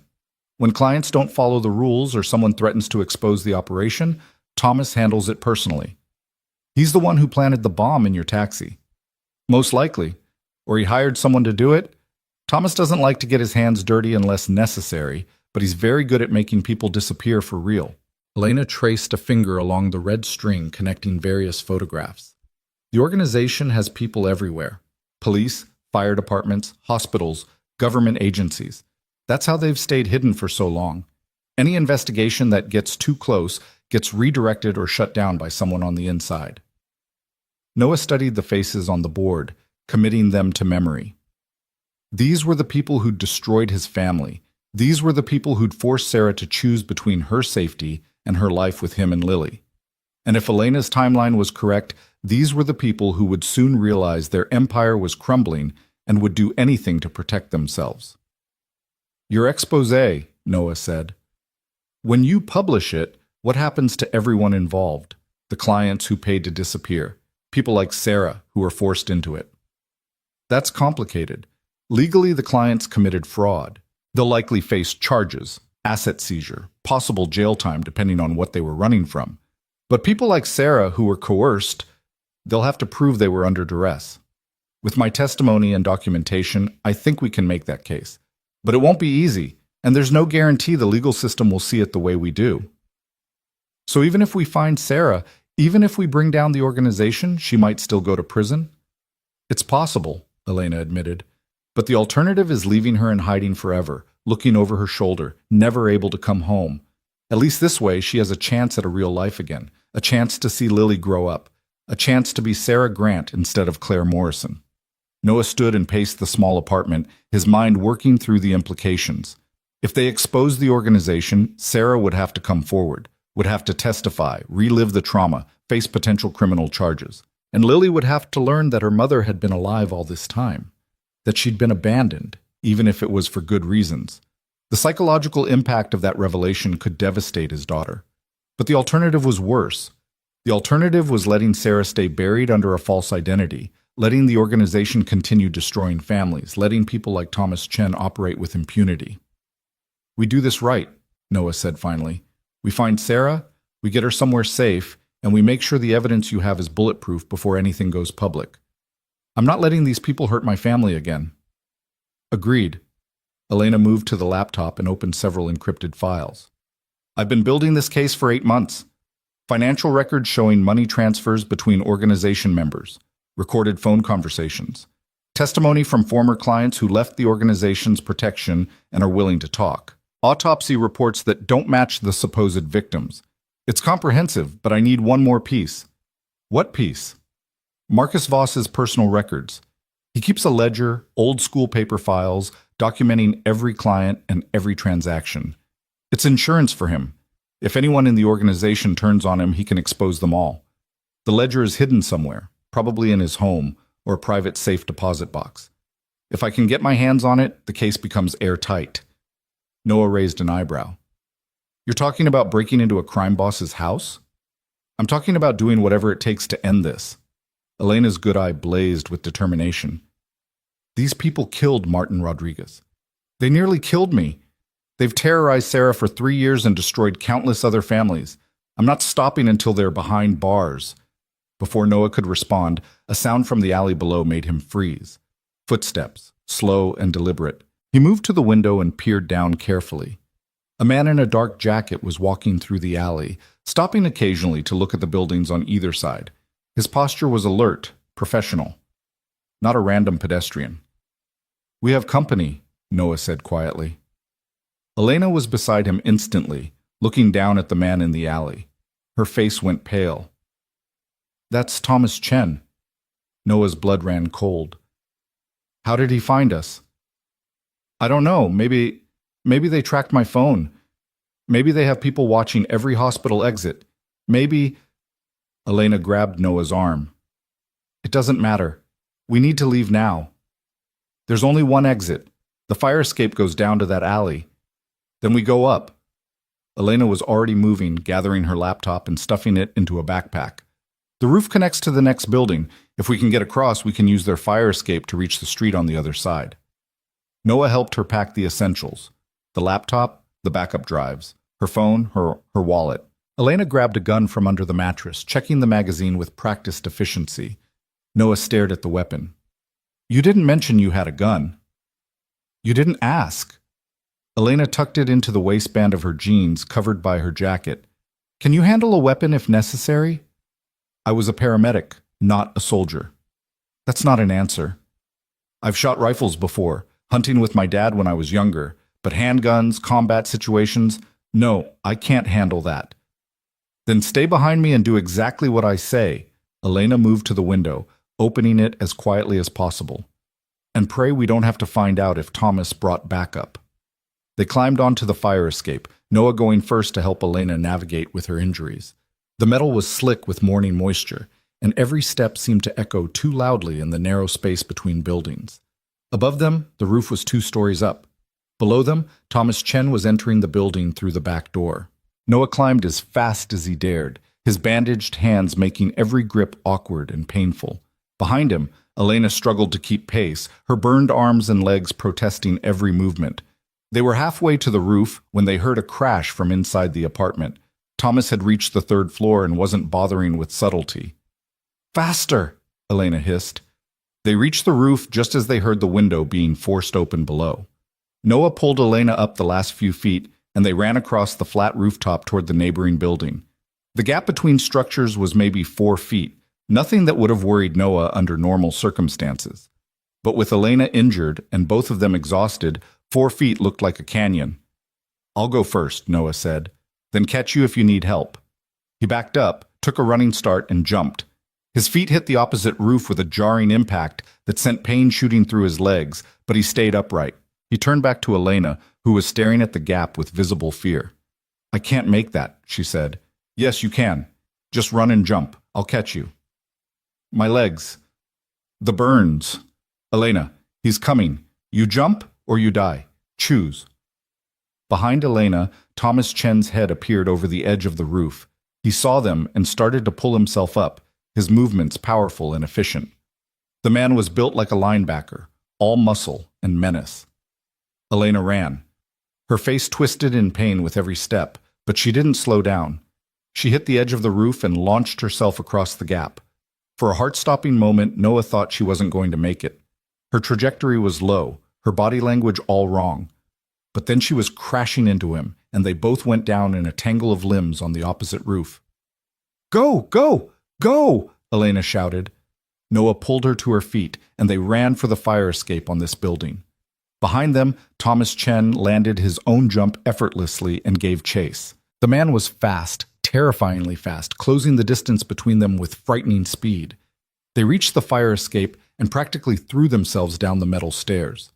Noah's hand screamed in protest as he gripped the railings, but he didn't let himself slow down. Elena was flagging, her movements becoming sluggish, the combination of injuries and exertion taking their toll. "Almost there," Noah said, more to himself than to Elena. They hit the ground-level alley just as Thomas reached the fire escape above them. Noah heard the distinctive sound of a gun being drawn. An instinct made him pull Elena behind a dumpster just as the first shot rang out. The bullet sparked off the pavement where they'd been standing a second before. Noah's heart hammered against his ribs. This was real. This was actually happening. Someone was shooting at them in broad daylight in downtown Seattle. "The Honda!" Elena gasped. "Parking garage 2 blocks east. Blue Honda Civic. License plate 7 Charlie Kilo 315. Can you run? Can you carry me if I can't?" "If I have to." They broke from cover and ran. Another shot rang out, and Noah heard it slam into a brick wall to their left. Thomas was coming down the fire escape, would be on street level in seconds. They needed distance, needed cover, needed anything that would get them out of this kill zone. Noah spotted a group of morning commuters ahead, people walking to bus stops and coffee shops, oblivious to the violence unfolding behind them. He pulled Elena into the crowd, using bodies as shields, knowing that Thomas wouldn't risk shooting with so many witnesses around. They moved through the press of people. Elena leaning heavily on Noah, both of them trying to look like nothing was wrong, just two people in a hurry. Noah risked a glance back and saw Thomas standing at the mouth of the alley, scanning the crowd, his face a mask of cold calculation. Their eyes met for just a second, and Noah saw something in the man's expression that chilled him to the bone. Not anger, not frustration, just patient, inevitable certainty. The look of a predator who knew his prey was wounded and wouldn't get far. Then someone walked between them, breaking the eye contact, and Noah turned away and kept moving. The parking garage was an old structure, built decades ago, with narrow spaces and poor lighting. Elena directed him to the third level, where a blue Honda Civic sat in a corner spot. She pulled keys from her pocket and handed them to Noah. "You drive. I need to check if we were followed." Noah unlocked the car and helped Elena into the passenger seat before sliding behind the wheel. The Honda started immediately, and he backed out of the spot, his hands clumsy on the steering wheel. His paramedic training had never included evasive driving or combat situations. He felt wildly out of his depth. They spiraled down the levels of the garage, Noah checking the rearview mirror constantly for any sign of pursuit. Elena had her gun out, held low but ready, her eyes scanning every vehicle they passed. They reached the exit, and Noah pulled out into traffic, heading north without any real plan except to put distance between them and Thomas Chen. "He saw us," Noah said. "He knows what we look like, knows we're together. What's to stop him from tracking us to Port Angeles?" "Nothing," Elena said grimly, "which is why we're not going straight there. We need to make a stop first." "A stop? We're being hunted by a professional killer, and you want to make a stop?" "Marcus Voss's house is 20 minutes north of here. Bellevue, gated community, private security. Thomas will expect us to run. He won't expect us to go on offense." Noah nearly drove off the road. "You want to break into a crime boss's house while his enforcer is actively trying to kill us? That's insane." "It's necessary. The ledger, Noah. If I'm going to publish this story and make charges stick, I need that ledger. And this might be our only chance to get it. Once Thomas reports back that we escaped, Marcus will increase security, maybe move the ledger somewhere we can't reach it." Elena checked the magazine in her gun again, a nervous habit. "I know it's dangerous, but we're already in danger. Might as well make it count for something." Noah wanted to argue, wanted to turn the car toward Port Angeles and get to Sarah and forget about ledgers and evidence and exposing organizations. But Elena was right. If they didn't stop this at the source, if they didn't bring down the people at the top, Sarah would never truly be safe. None of them would. "Where in Bellevue?" he asked. Elena pulled out her phone and brought up a map, zooming in on a neighborhood of large houses behind walls and gates. "Here. Windermere Estates. Marcus lives in the house at the end of Lakeview Drive. I've been watching the property for weeks, documenting his patterns. He leaves for his office every morning at 8:30. His wife goes to yoga at 9. Staff has Saturdays off. Between 9 and noon, the house is empty." Noah checked the dashboard clock. 8:45. If Elena's intel was good, they had maybe 15 minutes to get in position. "Security?" "Cameras at the gate and main entrance, motion sensors on the ground floor, but there's a blind spot on the west side where a storm drain runs under the property line. We can access it from the neighbor's yard, follow the drainage tunnel, and come up through a basement window. I've done the recon. It's doable." "You've done the recon but never actually broken in?" "I was waiting for the right moment. This is it." Elena looked at him with an intensity that was hard to ignore. "I know you didn't sign up for this. I know you're just trying to find your wife. But this is how we protect her. This is how we make sure the organization can't hurt her again." Noah gripped the steering wheel hard enough that his knuckles turned white beneath the bandages. Every instinct he had was screaming that this was a terrible idea. But every memory of Lily asking why Mommy wasn't coming home, every night he'd spent alone in a bed that felt too big, every time he'd seen Sarah's empty chair at the dinner table, all of it fueled a rage that demanded action. "Tell me the plan," he said. "Every detail. Because if we're doing this, we're doing it smart, and we're doing it fast, and we're not dying in some rich asshole's house while my daughter waits for me at home." Elena smiled, and despite the bruises and burns and exhaustion, there was something fierce and alive in her expression. "That's the spirit. Now take the next exit and head for Bellevue. We've got work to do." The drive to Windermere Estates took 20 minutes through increasingly affluent neighborhoods. They ditched the Honda 3 blocks away in a grocery store parking lot and approached on foot, trying to look like joggers out for morning exercise. Elena had changed into less conspicuous clothes from a bag in the trunk, dark athletic wear that covered her bandages and made her look like any other Bellevue housewife working on her fitness. The neighborhood where Marcus Voss lived was the kind of place where lawns were measured with rulers and hedges were trimmed into geometric perfection. Every house was a monument to wealth and isolation, set back from the street behind walls and gates, and the unspoken promise that people like Noah and Elena didn't belong here. They approached the property adjacent to Marcus's house, where the blind spot Elena had mentioned supposedly existed. A tall wooden fence separated the properties, but Noah could see the storm drain she'd described. A concrete tunnel maybe 3 feet in diameter that ran under the fence line. "You're sure about this?" Noah asked. "No, but I'm doing it anyway." Elena knelt by the storm drain entrance and peered inside. "Looks clear. I'll go first. If something goes wrong, if you hear alarms or gunshots, run. Get to Port Angeles, find Sarah, tell her everything." "Nothing's going to go wrong." "You don't know that." "Then I guess we better make sure it doesn't." Elena studied him for a moment, then nodded. She crawled into the storm drain, her movements hampered by her injuries but determined. Noah followed, the concrete cold and wet against his hands and knees. The tunnel was longer than he'd expected, maybe 40 feet, and claustrophobically narrow. His shoulders scraped against the sides, and he had to fight the urge to panic. They emerged into a recessed window, well on the far side, just as Elena had described. The basement window was old, the latch corroded from years of moisture exposure. Elena worked it with the small pry bar she'd brought, and after a few tense moments, the window swung open. They climbed into Marcus Voss's basement. The space was finished, expensively so, with plush carpeting and recessed lighting and the kind of furniture that cost more than Noah's truck. It was also, thankfully, empty. They stood still for a moment, listening for any indication they'd been detected.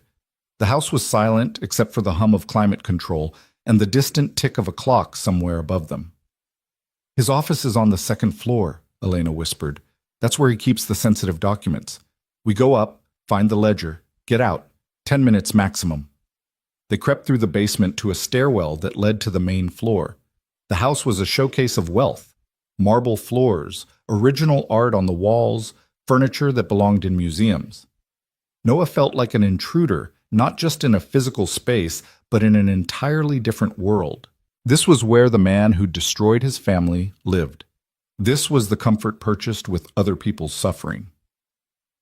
The second-floor hallway was lined with closed doors. Elena moved to the one at the end, which presumably led to the office. She tried the handle. Locked. "Of course," she muttered.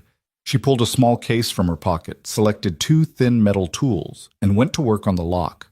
Noah stood watch, his heart pounding so loud he was sure it could be heard throughout the house. The lock clicked open after what felt like an eternity, but was probably less than a minute. They slipped inside the office and closed the door behind them. The room was dominated by a massive desk, behind which floor-to-ceiling windows offered a view of Lake Washington. Filing cabinets lined one wall. A safe was set into another wall, its presence not even hidden. Marcus Voss was confident enough to keep his secrets in plain sight. "The safe," Elena said. "The ledger has to be in there." "Can you crack it?" "No, but I know someone who can." She pulled out her phone and took several photos of the safe from different angles, capturing the make and model. "This is a digital lock, biometric backup. We'd need specialized equipment to open it without the combination." "So what do we do?" "We take what we can and hope it's enough." Elena moved to the desk and started opening drawers, photographing documents, copying files onto a thumb drive she'd brought. Noah joined her, sorting through papers that might as well have been written in a foreign language for all he understood of their legal and financial jargon. But Elena seemed to know what she was looking for. "This is good," she said, photographing a ledger-style notebook filled with handwritten entries. "Financial transactions between organization members. And this?" She held up a folder. "These are client contracts, evidence of the services they provide." Noah found a photo album tucked in the bottom drawer of the desk. He opened it, expecting family photos, and instead found surveillance pictures, people in everyday situations, going about their lives, unaware they were being watched, and in the margins, handwritten notes, dates, locations, patterns of behavior. One photo made him stop breathing. It was Sarah, taken through a telephoto lens walking out of a grocery store. The date written beneath it was from 6 months ago. And the note, subject maintaining cover, no suspicious contacts, recommend continued monitoring. They've been watching her, Noah said, his voice tight. This whole time they've been watching Sarah. Elena came to look over his shoulder, and he heard her sharp intake of breath. That means they know where she is. If they know, if they've been monitoring her, then she's not safe. She never was. Noah slammed the album shut. We need to get to Port Angeles now. Forget the ledger. Forget everything else. If Thomas realizes we escaped, if he reports to Marcus that we're trying to expose them, they'll eliminate any witnesses before we can publish, Elena finished, including Sarah. A sound from downstairs froze them both. The front door opening. Voices, a man and a woman speaking casually. Marcus Voss had come home early, and he hadn't come alone. Bedroom closet, Elena whispered. Now! They grabbed what they could, Elena's thumb drive, the photo album, a handful of documents, and fled the office as quietly as possible. The master bedroom was across the hall, its door blessedly unlocked. They slipped inside and into a walk-in closet that was larger than Noah's entire bedroom at home, pressing themselves behind hanging suits and designer dresses. Through the crack in the closet door, Noah could hear the voices getting closer. Marcus Voss, and based on the heels clicking on the marble floor, the woman Elena had identified as Diana Reeves. They were talking about the attempt on Elena's life. Thomas says she escaped, Diana was saying. Somehow she got out of the hospital with help. He tracked them to a safe house in Belltown, but they ran. He's looking for them now. How did Thomas let them escape? Marcus's voice was cold, controlled. He's supposed to be the best. There was a man with her, former paramedic named Noah Grant. He pulled Elena from the taxi, apparently.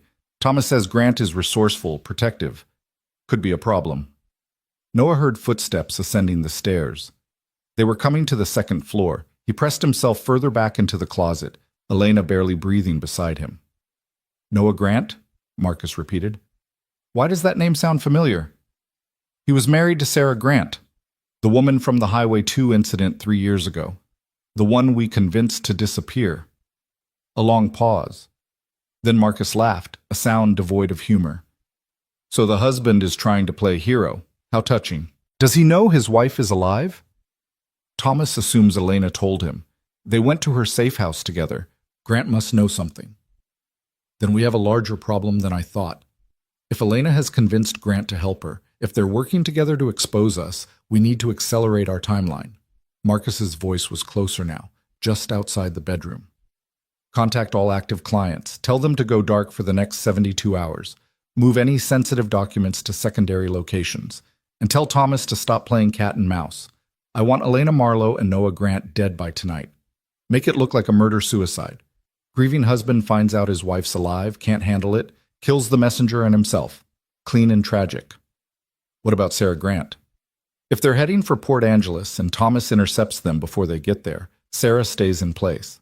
We continue monitoring her as planned. But if by some miracle they reach her first, we eliminate all 3 of them together. A house fire, maybe. Or a car accident, something that ties up all the loose ends at once. Noah felt Elena's hand grip his arm, her fingers digging in hard enough to hurt. This was it. Confirmation that Sarah was in immediate danger, that their window for reaching her safely was closing fast, that the organization was preparing to burn everything down to protect themselves. Marcus and Diana entered the bedroom. Noah could see them now through the crack in the closet door. Marcus Voss was a distinguished-looking man in his 50s, silver hair and expensive suit, the kind of person who commanded respect in legitimate business circles. Diana Reeves was younger, maybe 40, beautiful in a cold, calculating way. Marcus went to a dresser and pulled out a handgun, checking it with practiced efficiency. I'm going to Port Angeles myself, he said. Diana, you handle things here. Make sure Thomas has everything he needs to find Grant and Marlowe. I'll make sure Sarah Grant doesn't become a problem. You're going personally? Is that wise? This operation has survived for 15 years because I handle critical situations myself. Sarah Grant is a critical situation. If she talks, if she testifies, the entire structure collapses. I'm not leaving that to anyone else. Marcus tucked the gun into a shoulder holster beneath his suit jacket. Besides, I want to look her in the eye when I do it. She's caused me 3 years of anxiety. I think I've earned that satisfaction.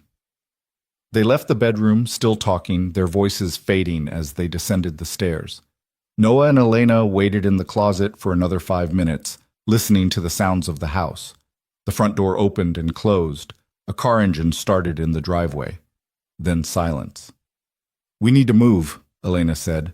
If Marcus is going to Port Angeles, he's got maybe a 3-hour head start on us by the time we get out of here and on the road. Noah's mind was racing, calculating distances and drive times. Can we call Sarah, warn her? Not from our phones. They're probably being monitored, but there's a burner phone in my go bag, the one I left at the safe house. Elena's face twisted in frustration. We're going to have to risk going back. That's exactly what Thomas will expect. He'll have the place staked out. Then we don't go in. We call the apartment from a payphone, access the voicemail remotely, get the burner phone number I have stored there. It's a long shot, but it's all we've got. They emerged from the closet cautiously, checking to make sure the house was truly empty. Moving quickly now, they retraced their steps through the bedroom, down the hall, past the office they'd burglarized. On the main floor, Noah spotted Marcus's keys sitting on a table near the front door. Next to them was a file folder labeled Port Angeles Operations. Noah grabbed both the keys and the folder. Elena stared at him. What are you doing? Buying us time. Noah pointed out the window to where a black Mercedes sat in the circular driveway. That's probably Marcus's car. We take it. He has to find another way to Port Angeles. Every minute we delay him is another minute Sarah stays alive. That's Grand Theft Auto. Add it to the list of crimes we're committing today. Noah headed for the front door. Come on, we can worry about the legal consequences after we save my wife's life. They climbed into the Mercedes, and Noah started it with Marcus's keys. The car was everything his truck wasn't: smooth, powerful, equipped with more technology than seemed necessary for basic transportation. He backed out of the driveway and headed for the gate, which opened automatically as they approached. As they drove away from Windermere Estates, Noah opened the Port Angeles folder one-handed. Inside were surveillance photos of Sarah, detailed logs of her daily routine, maps of her neighborhood with strategic observation points marked, and a typed report summarizing 3 years of monitoring. His wife had been living in a cage, just as Elena had said, watched constantly. Her every movement documented. Her freedom an illusion maintained by people who could take it away whenever they chose. We're getting her out, Noah said, more to himself than Elena. Whatever it takes, we're getting her out and ending this. Elena was on her phone, trying to reach her burner's voicemail. Come on, she muttered. Then, got it. Sarah's number is here. She's been using it for the past year at least. I'm calling now. She dialed and put the phone on speaker. It rang once, twice, 3 times. Then voicemail. You've reached Claire. Leave a message. Sarah's voice. Noah's heart clenched at the sound of it. 3 years, and he'd almost forgotten exactly how she sounded. The slight rasp, the way she pronounced her vowels, the warmth that came through even in an impersonal voicemail greeting. Sarah, it's Elena, Elena said after the beep. Listen to me very carefully. They're coming for you. Marcus Voss is on his way to Port Angeles right now, and he's planning to kill you. You need to leave immediately. Don't pack, don't wait, just get out. Go somewhere public, somewhere with cameras and witnesses. I'm coming with someone who can help. Stay alive until we get there. Please, Sarah, run. She hung up and met Noah's eyes. That's all we can do for now. Drive fast. Noah pressed the accelerator, and the Mercedes surged forward, carrying them north toward Port Angeles and Sarah, and a confrontation that had been building for 3 years. Behind them, Seattle disappeared in the rearview mirror. Ahead of them, mountains and water and the unknown. And somewhere at the end of this desperate race, a woman who'd been dead to the world was waiting to be brought back to life or buried forever. The road stretched out before them, and Noah drove like fury itself was chasing them. Because it was. The Mercedes ate up the miles with predatory efficiency, its engine purring as Noah pushed it well past the speed limit on Highway 101. The landscape transformed around them as they left the urban sprawl behind, dense forests closing in on both sides of the road, the occasional glimpse of water through the trees, mountains rising in the distance like ancient sentinels.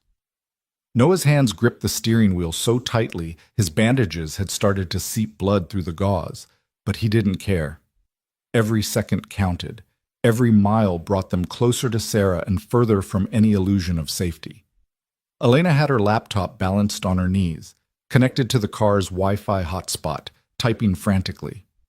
"I'm uploading everything we found to 3 separate cloud servers," she said without looking up. "If something happens to us, if we don't make it, at least the evidence survives.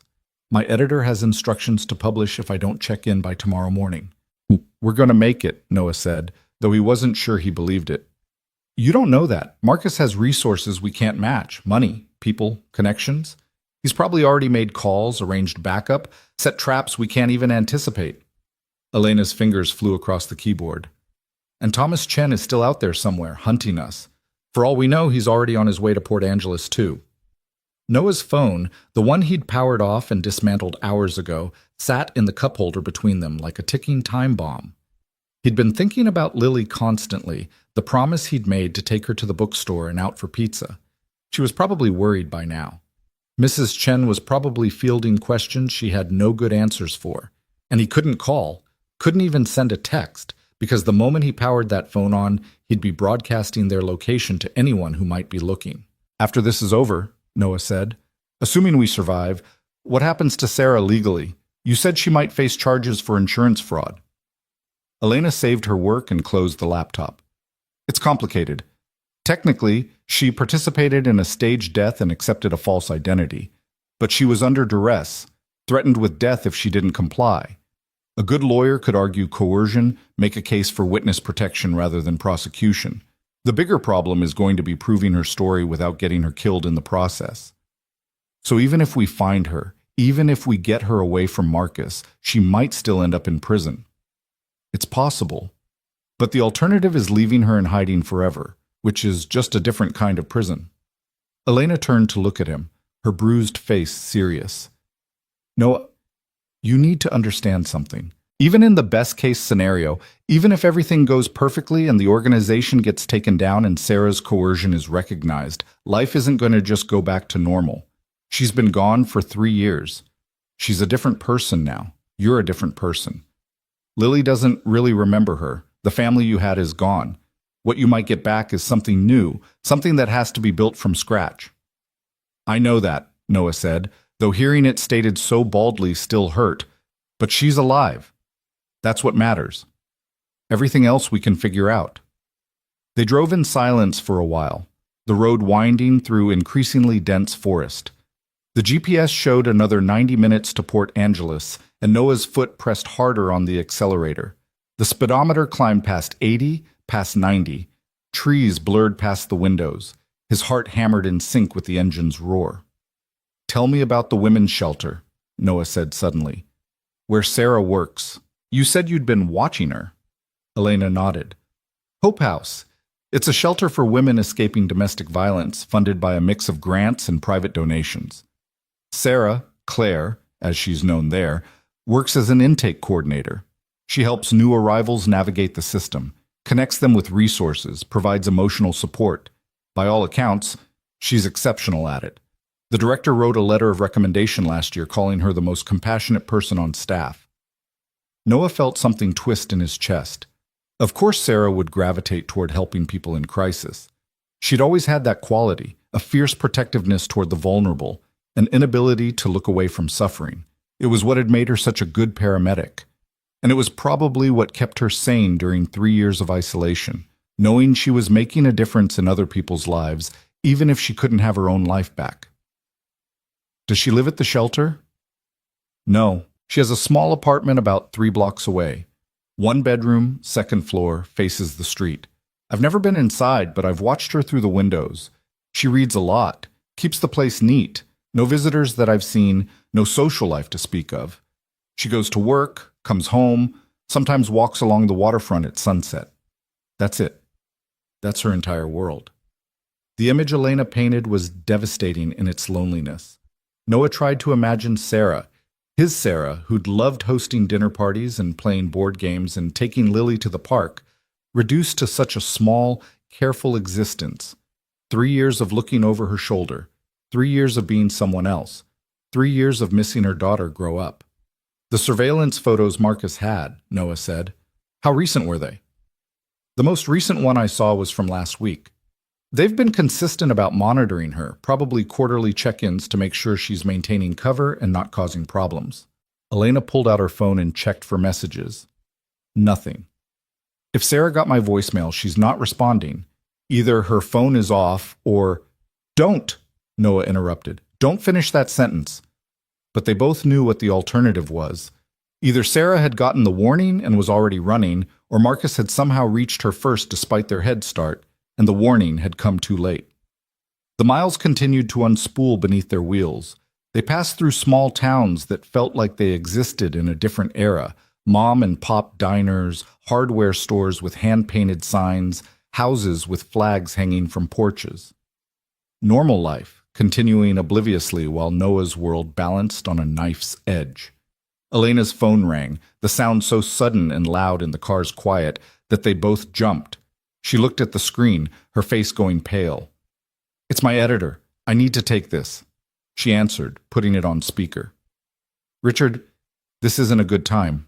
Elena, where the hell are you? The man's voice was sharp with concern. Your apartment in Belltown was broken into this morning. Police found blood, signs of a struggle. They're asking me questions I can't answer because you won't return my calls. I'm fine. I'm working. The story is almost ready. The story about the insurance fraud ring? Elena, I told you to be careful with that. If these people are as dangerous as you claim, they are. They tried to kill me last night. Blew up a taxi I was riding in. The driver died. Elena's voice was flat, emotionless. I'm with someone who can corroborate everything. We're gathering the final pieces of evidence now. I'll have the full story to you by Monday morning, as planned. There was a long silence on the other end, then, Elena, listen to me. If you're in danger, if people are trying to kill you, you need to go to the police. Let the authorities handle this. The authorities are compromised. The organization has people in law enforcement, in government agencies, everywhere that matters. Going to the police would be signing my death warrant. Elena glanced at Noah, then back to the phone. I'm sorry, Richard. I know this isn't what you signed up for when you agreed to publish my work, but I'm seeing this through. Either the story goes live on Monday, or you'll hear I died in some tragic accident, and you'll know they got to me. Either way, the truth comes out. Don't talk like that. Just be careful, please, and call me as soon as you're somewhere safe. I will. Thank you for believing in this story. She hung up, and the car fell silent again, except for the road noise and the engine's hum. Noah could see the tension in Elena's shoulders, the way her hands trembled slightly as she put the phone away. She was scared, he realized. She'd been doing a good job hiding it behind determination and dry humor, but she was absolutely terrified. You could still walk away, Noah said. Drop me off somewhere, give me the information you have, and disappear. Change your name the way Sarah did. Start over somewhere Marcus and his people will never find you. I could, Elena agreed, but I won't. I've spent 8 months on this story. I've documented every crime, every victim, every dollar they've stolen. I've watched families grieve for people who aren't really dead, and people who are actually dead because they knew too much. I'm not walking away now, not when I'm this close to ending it. Even if it gets you killed? Especially then. Because if I die, Richard publishes the story anyway, and the organization still falls. My death would just be additional proof of everything I've documented. Elena managed a weak smile.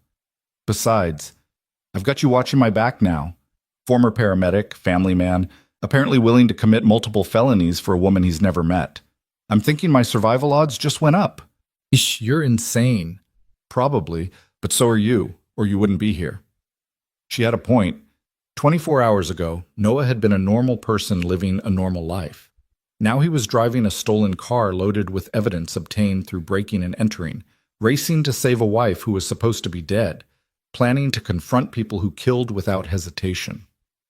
When had he become this person? When had his life turned into something out of a crime thriller? The answer was simple: the moment he'd seen Sarah's locket around Elena's neck. The moment he'd realized everything he'd believed for 3 years was a lie. Some things were worth any risk, any consequence. Sarah was one of those things. Their family was one of those things. The GPS announced they were 30 minutes from Port Angeles. Noah's pulse quickened. They were almost there, almost to the moment of truth. "What's the plan when we arrive?" Noah asked. "We don't know if Sarah got the message. Don't know if Marcus is already there. Don't know if we're walking into a trap." Elena pulled up a map on her phone. Hope House is here, downtown area, busy street with good visibility. Sarah's apartment is here, residential neighborhood, more isolated. If she got my message and ran, she'd probably go to the shelter. Public place, other people around, harder for Marcus to make a move without witnesses. If she didn't get the message, she's either at work or at home, following her normal Saturday routine. And if Marcus got to her first? Then we're too late, and we need to disappear before he comes after us. Elena's jaw set. But I don't think we're too late. Marcus left Bellevue maybe 30 minutes before we did, and we've been driving faster. We might actually beat him there. Might isn't good enough. It's all we've got. They crested a hill, and suddenly the town of Port Angeles spread out before them, a small city nestled between mountains and water, the Strait of Juan de Fuca glittering in the afternoon sun. Ferries moved across the water toward Victoria. Seabirds wheeled overhead. It looked peaceful, picturesque, completely at odds with the violence Noah knew was converging on this place. He took the exit into town, following Elena's directions through residential streets lined with modest houses and old trees. The GPS showed them approaching Sarah's apartment first, and Noah slowed the Mercedes to a crawl as they passed the address. It was a converted house, split into 4 units, exactly as Elena had described. Second floor, front-facing window. Noah's eyes went to that window, searching for any sign of movement, any indication Sarah was home. The curtains were drawn, no lights visible, nothing to suggest occupancy. "Keep driving," Elena said. "Don't stop. If anyone's watching, we can't tip them off." Noah circled the block, his heart pounding. Part of him wanted to run up those stairs, pound on the door, call Sarah's name until she answered. But the rational part of his brain knew Elena was right. They had to be smart about this. "The shelter," he said. "Let's try there first." Hope House occupied a nondescript building that could have been anything: an office, a clinic, a community center. Only a small sign by the door indicated its purpose. Noah parked the Mercedes across the street, where they had a clear view of the entrance, and killed the engine. "Now we wait," Elena said. "If Sarah's inside, she'll come out eventually. If she's not, we'll have to risk going in and asking for her." They sat in silence, watching the building. A few women came and went, some with children, all of them moving with the particular wariness of people who'd learned to always check their surroundings. Noah's medical training kicked in automatically, assessing what he could see from a distance. Bruises poorly covered with makeup, nervous body language, the way they kept their heads down. These were people who'd been hurt and were learning to survive. Sarah had chosen to work with these women, had dedicated her new life to helping them.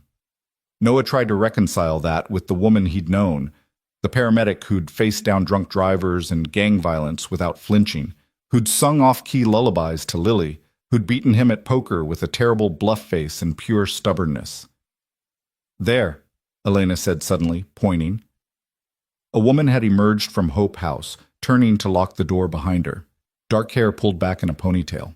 Slim build, wearing jeans and a sweater against the afternoon chill. She moved with purpose, checking her phone as she walked, heading down the street away from where Noah and Elena sat. It was Sarah. Noah knew it with absolute certainty, even before he could see her face clearly. The way she walked, the set of her shoulders, the gesture she made brushing hair behind her ear, all of it achingly familiar despite 3 years of separation. "That's her," he breathed. "That's my wife." Elena was already moving, opening her door. "Come on, we need to reach her before—" A black sedan pulled around the corner ahead of Sarah, moving slowly, deliberately. Noah's instincts screamed danger even before he saw the driver. Marcus Voss sat behind the wheel, his window down, his attention locked on the woman walking alone down the sidewalk. He'd found her. Somehow, despite their head start, despite everything, Marcus had beaten them here and found Sarah first. No, Noah said, and then he was running. He burst from the Mercedes without conscious thought, his legs pumping, his bandaged hands swinging at his sides. Elena shouted something behind him, but he didn't stop, didn't slow down. 50 yards separated him from Sarah. 40. 30. He saw her turn, saw her notice the sedan keeping pace with her, saw the moment recognition and fear flooded her face. Marcus's car accelerated. He was going to jump the curb, was going to hit Sarah, was going to make it look like a tragic accident. Noah put on a burst of speed, his lungs burning, his legs screaming protest. "Sarah!" he shouted. "Run!" She looked toward his voice, and her face, her beautiful, impossible face, registered shock and confusion. She froze for a critical second, and then Marcus's sedan jumped the curb, and she was diving sideways, rolling across someone's lawn as the car missed her by inches. Noah reached her as she scrambled to her feet. Up close, Sarah was even more familiar and more changed than he'd expected. The same dark eyes, the same mouth, the same scar above her eyebrow. But there were new lines around her eyes, a hardness in her expression that hadn't been there before. This was a woman who had spent 3 years looking over her shoulder. "Noah?" she whispered, and the sound of his name in her voice nearly broke him. How are you?" "No time," Noah said, grabbing her hand. "We have to go, now." Marcus had stopped the sedan and was reversing, preparing for another pass. Elena had pulled the Mercedes alongside them, the passenger door open. Noah practically threw Sarah into the back seat and dove in after her while Elena hit the gas. The Mercedes lurched forward, tires squealing. Behind them, Marcus gave chase, his sedan powerful and driven by cold determination. They raced through Port Angelis's quiet streets, blowing through stop signs, weaving around other cars, the kind of high-speed chase that belonged in movies, not in a small coastal town on a Saturday afternoon. "What's happening?" Sarah demanded, her voice high with panic. "Noah, you're supposed to be—" "Elena, you said you'd never come back. Why is Marcus—" "They're trying to kill you," Elena said, taking a corner fast enough to make the Mercedes's tires protest. "Marcus found out we were coming for you. He's here to tie up loose ends before my story goes public." "Story? What story?" Noah turned to look at his wife, his living, breathing wife, and felt 3 years of grief and anger and love crash over him like a wave. "Elena's exposing the organization, everything they've done, everyone they've hurt. It's over, Sarah. The hiding, the fake identity, all of it. It's finally over." Tears streamed down Sarah's face. "It's never over. You don't understand. They'll kill us all. They'll kill Lily. Oh, God, Lily. Noah, where's our daughter? Is she safe?" "She's with Mrs. Chen. She's fine. She doesn't know anything about this." Noah reached out and took Sarah's hand, feeling the warm reality of her skin against his. "But we need to stop Marcus before he makes another move. Elena, where are we going?" "Away from populated areas. If Marcus is willing to run Sarah down in broad daylight, he's desperate. We need somewhere isolated where we can deal with this without putting civilians at risk." Elena checked the rearview mirror. Marcus's sedan was still behind them, keeping pace. "There's a state park north of here, Hurricane Ridge. Lots of winding mountain roads, few visitors this time of year. We could lose him there or force a confrontation on our terms. Or he could run us off a cliff," Noah pointed out. "Do you have a better idea?" He didn't. Noah looked at Sarah, who was staring at him like he was a ghost, her hand clutching his with desperate strength. 3 years. 3 years of believing she was dead, and now she was here, real and alive and terrified, and he had no idea how to protect her. "Hurricane Ridge," he said. "Do it." Elena took a sharp right onto a road that led out of town and into the mountains. The landscape changed quickly, houses giving way to forest, pavement becoming narrower and more winding. The Mercedes climbed, its engine working hard, trees pressing in on both sides. Behind them, Marcus followed relentlessly. He wasn't trying to catch them yet, Noah realized, just keeping them in sight, driving them further from help, from witnesses, from any possibility of escape. This was a predator playing with its prey, confident in the eventual outcome. There has to be another way off this mountain, Noah said. Another road, a trail, something. Hurricane Ridge is a dead end, Elena said grimly. There's the visitor center at the top, but this time of year it's probably closed. After that, it's just hiking trails and wilderness. No other roads out. So we're trapped. We're cornered. There's a difference. The road continued to climb, switchback after switchback, the drop-off getting steeper and more terrifying with each turn. Sarah had gone quiet, her hand still locked with Noah's, her breathing shallow and rapid.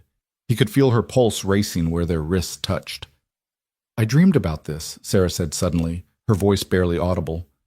Not this exactly, but seeing you again. I'd wake up crying because even in my dreams I couldn't tell you the truth, couldn't touch you, couldn't come home. She turned to look at him, and her eyes were full of 3 years of accumulated pain. I'm so sorry, Noah, for everything. For leaving you to raise Lily alone, for letting you think I was dead, for... Later, Noah interrupted, squeezing her hand. We'll have time for apologies and explanations later. Right now, we just need to survive. The visitor center appeared ahead, a wooden structure perched on the mountainside, its parking lot empty as Elena had predicted. Beyond it, hiking trails disappeared into dense forest, and further still, snow-capped peaks rose against a darkening sky. Elena pulled into the parking lot and stopped the Mercedes at the far end near the trailhead. Marcus's sedan pulled in behind them, blocking the only exit. They were well and truly trapped now. Marcus stepped out of his car, and Noah saw he was holding a gun.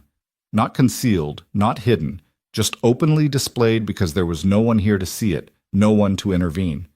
The man looked calm, almost bored, like this was just another day of business.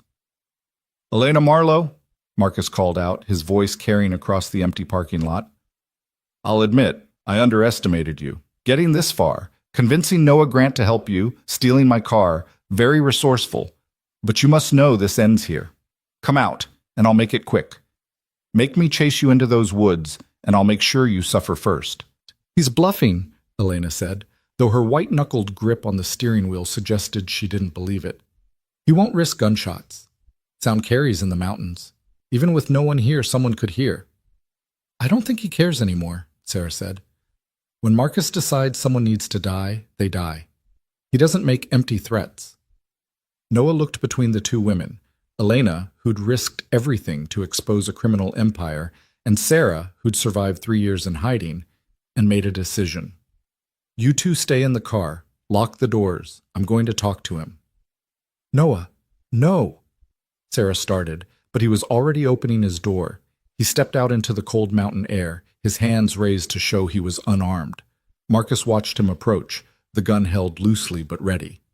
Noah Grant, Marcus said when they were 10 feet apart. The grieving husband.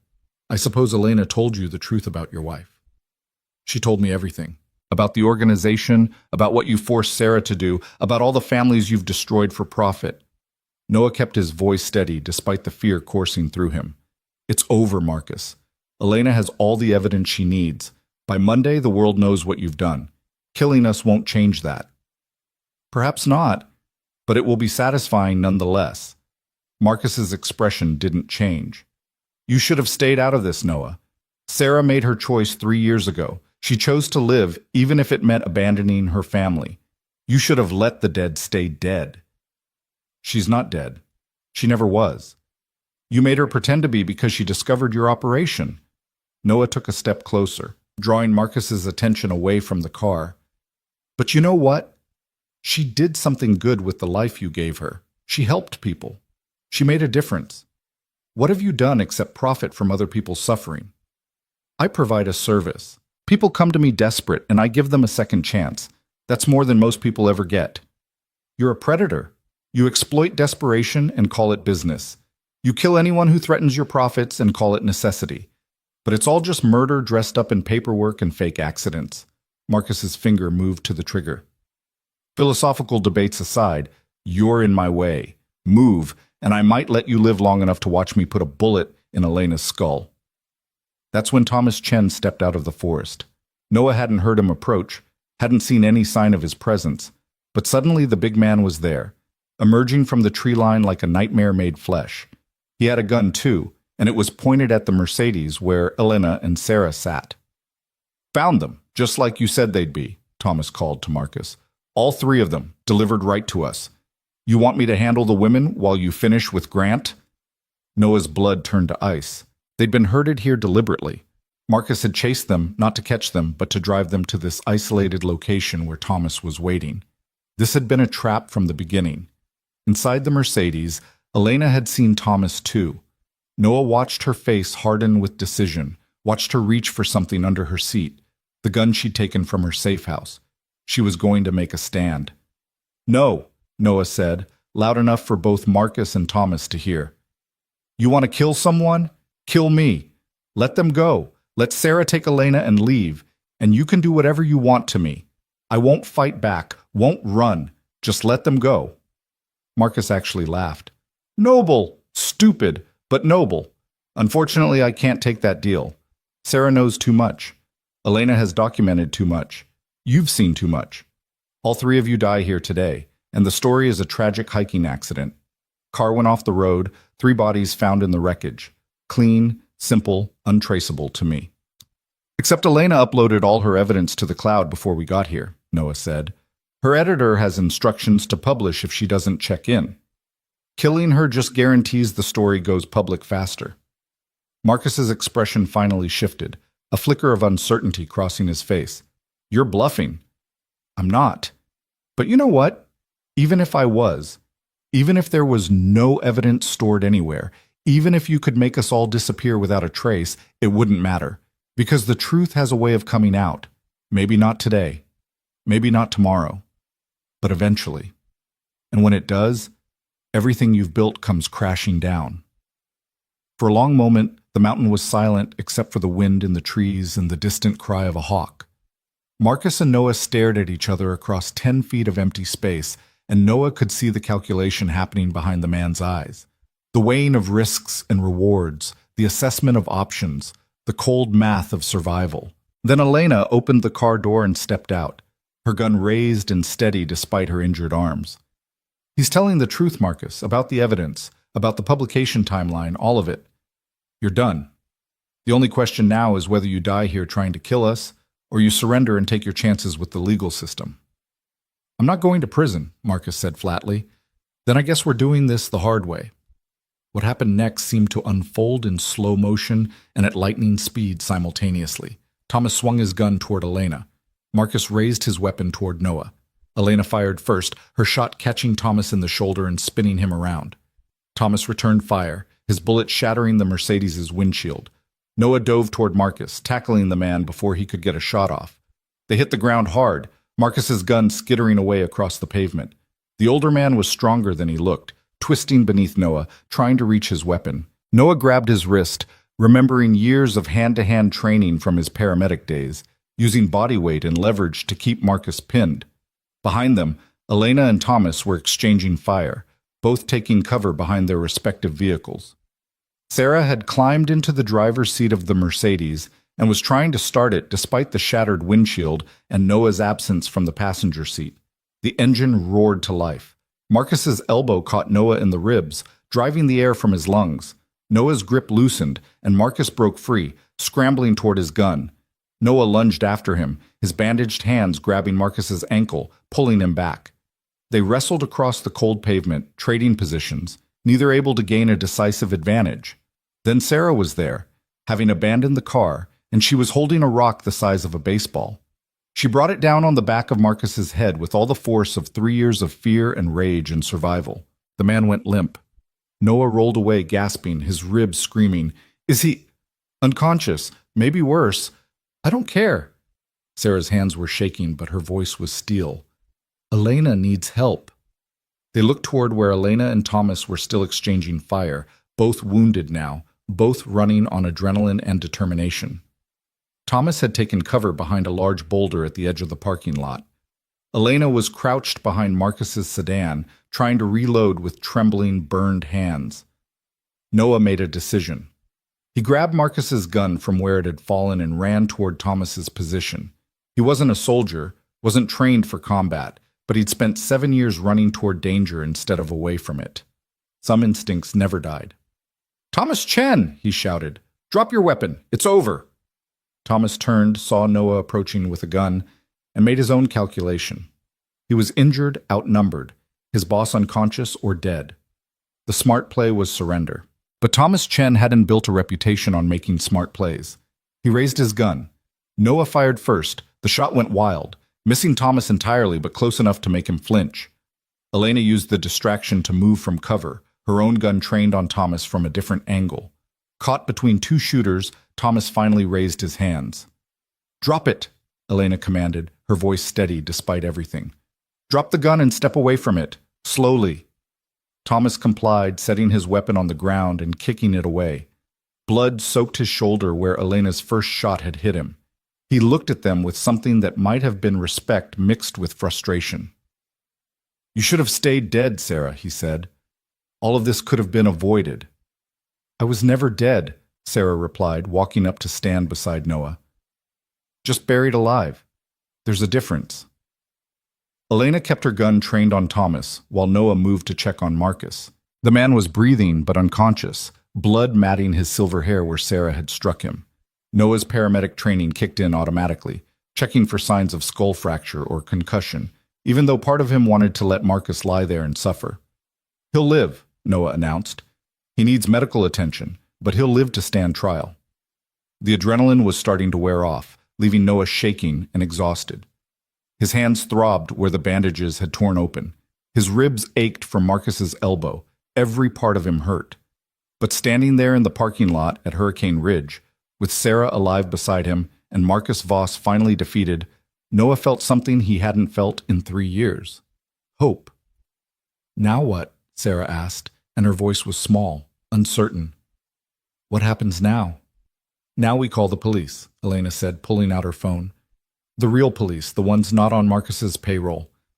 We hand over Marcus and Thomas, along with all the evidence I've gathered. We tell them everything, and we let the legal system do what it's supposed to do." "And then?" Sarah looked at Noah, her eyes full of questions and fears, and 3 years of accumulated longing. "What happens to us?"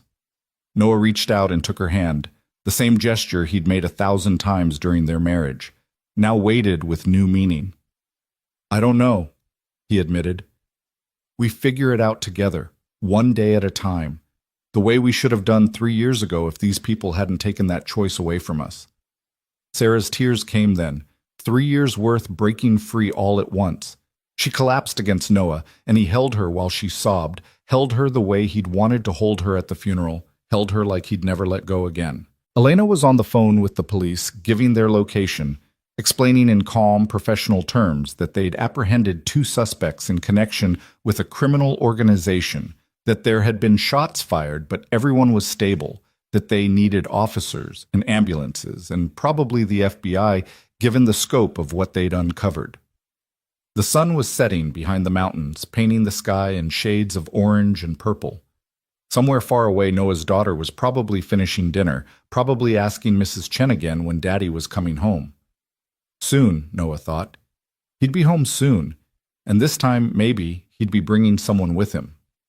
Sarah pulled back slightly, wiping at her eyes. "Lily," she said. "I want to see Lily. I know I don't have the right. I know she probably doesn't even remember me, but she remembers," Noah said gently. "Not everything, but enough. And she asks about you. Questions I've never known how to answer because I thought you were gone forever." He brushed a strand of hair from Sarah's face, the gesture achingly familiar. "We'll figure it out, together, as a family, whatever that looks like now."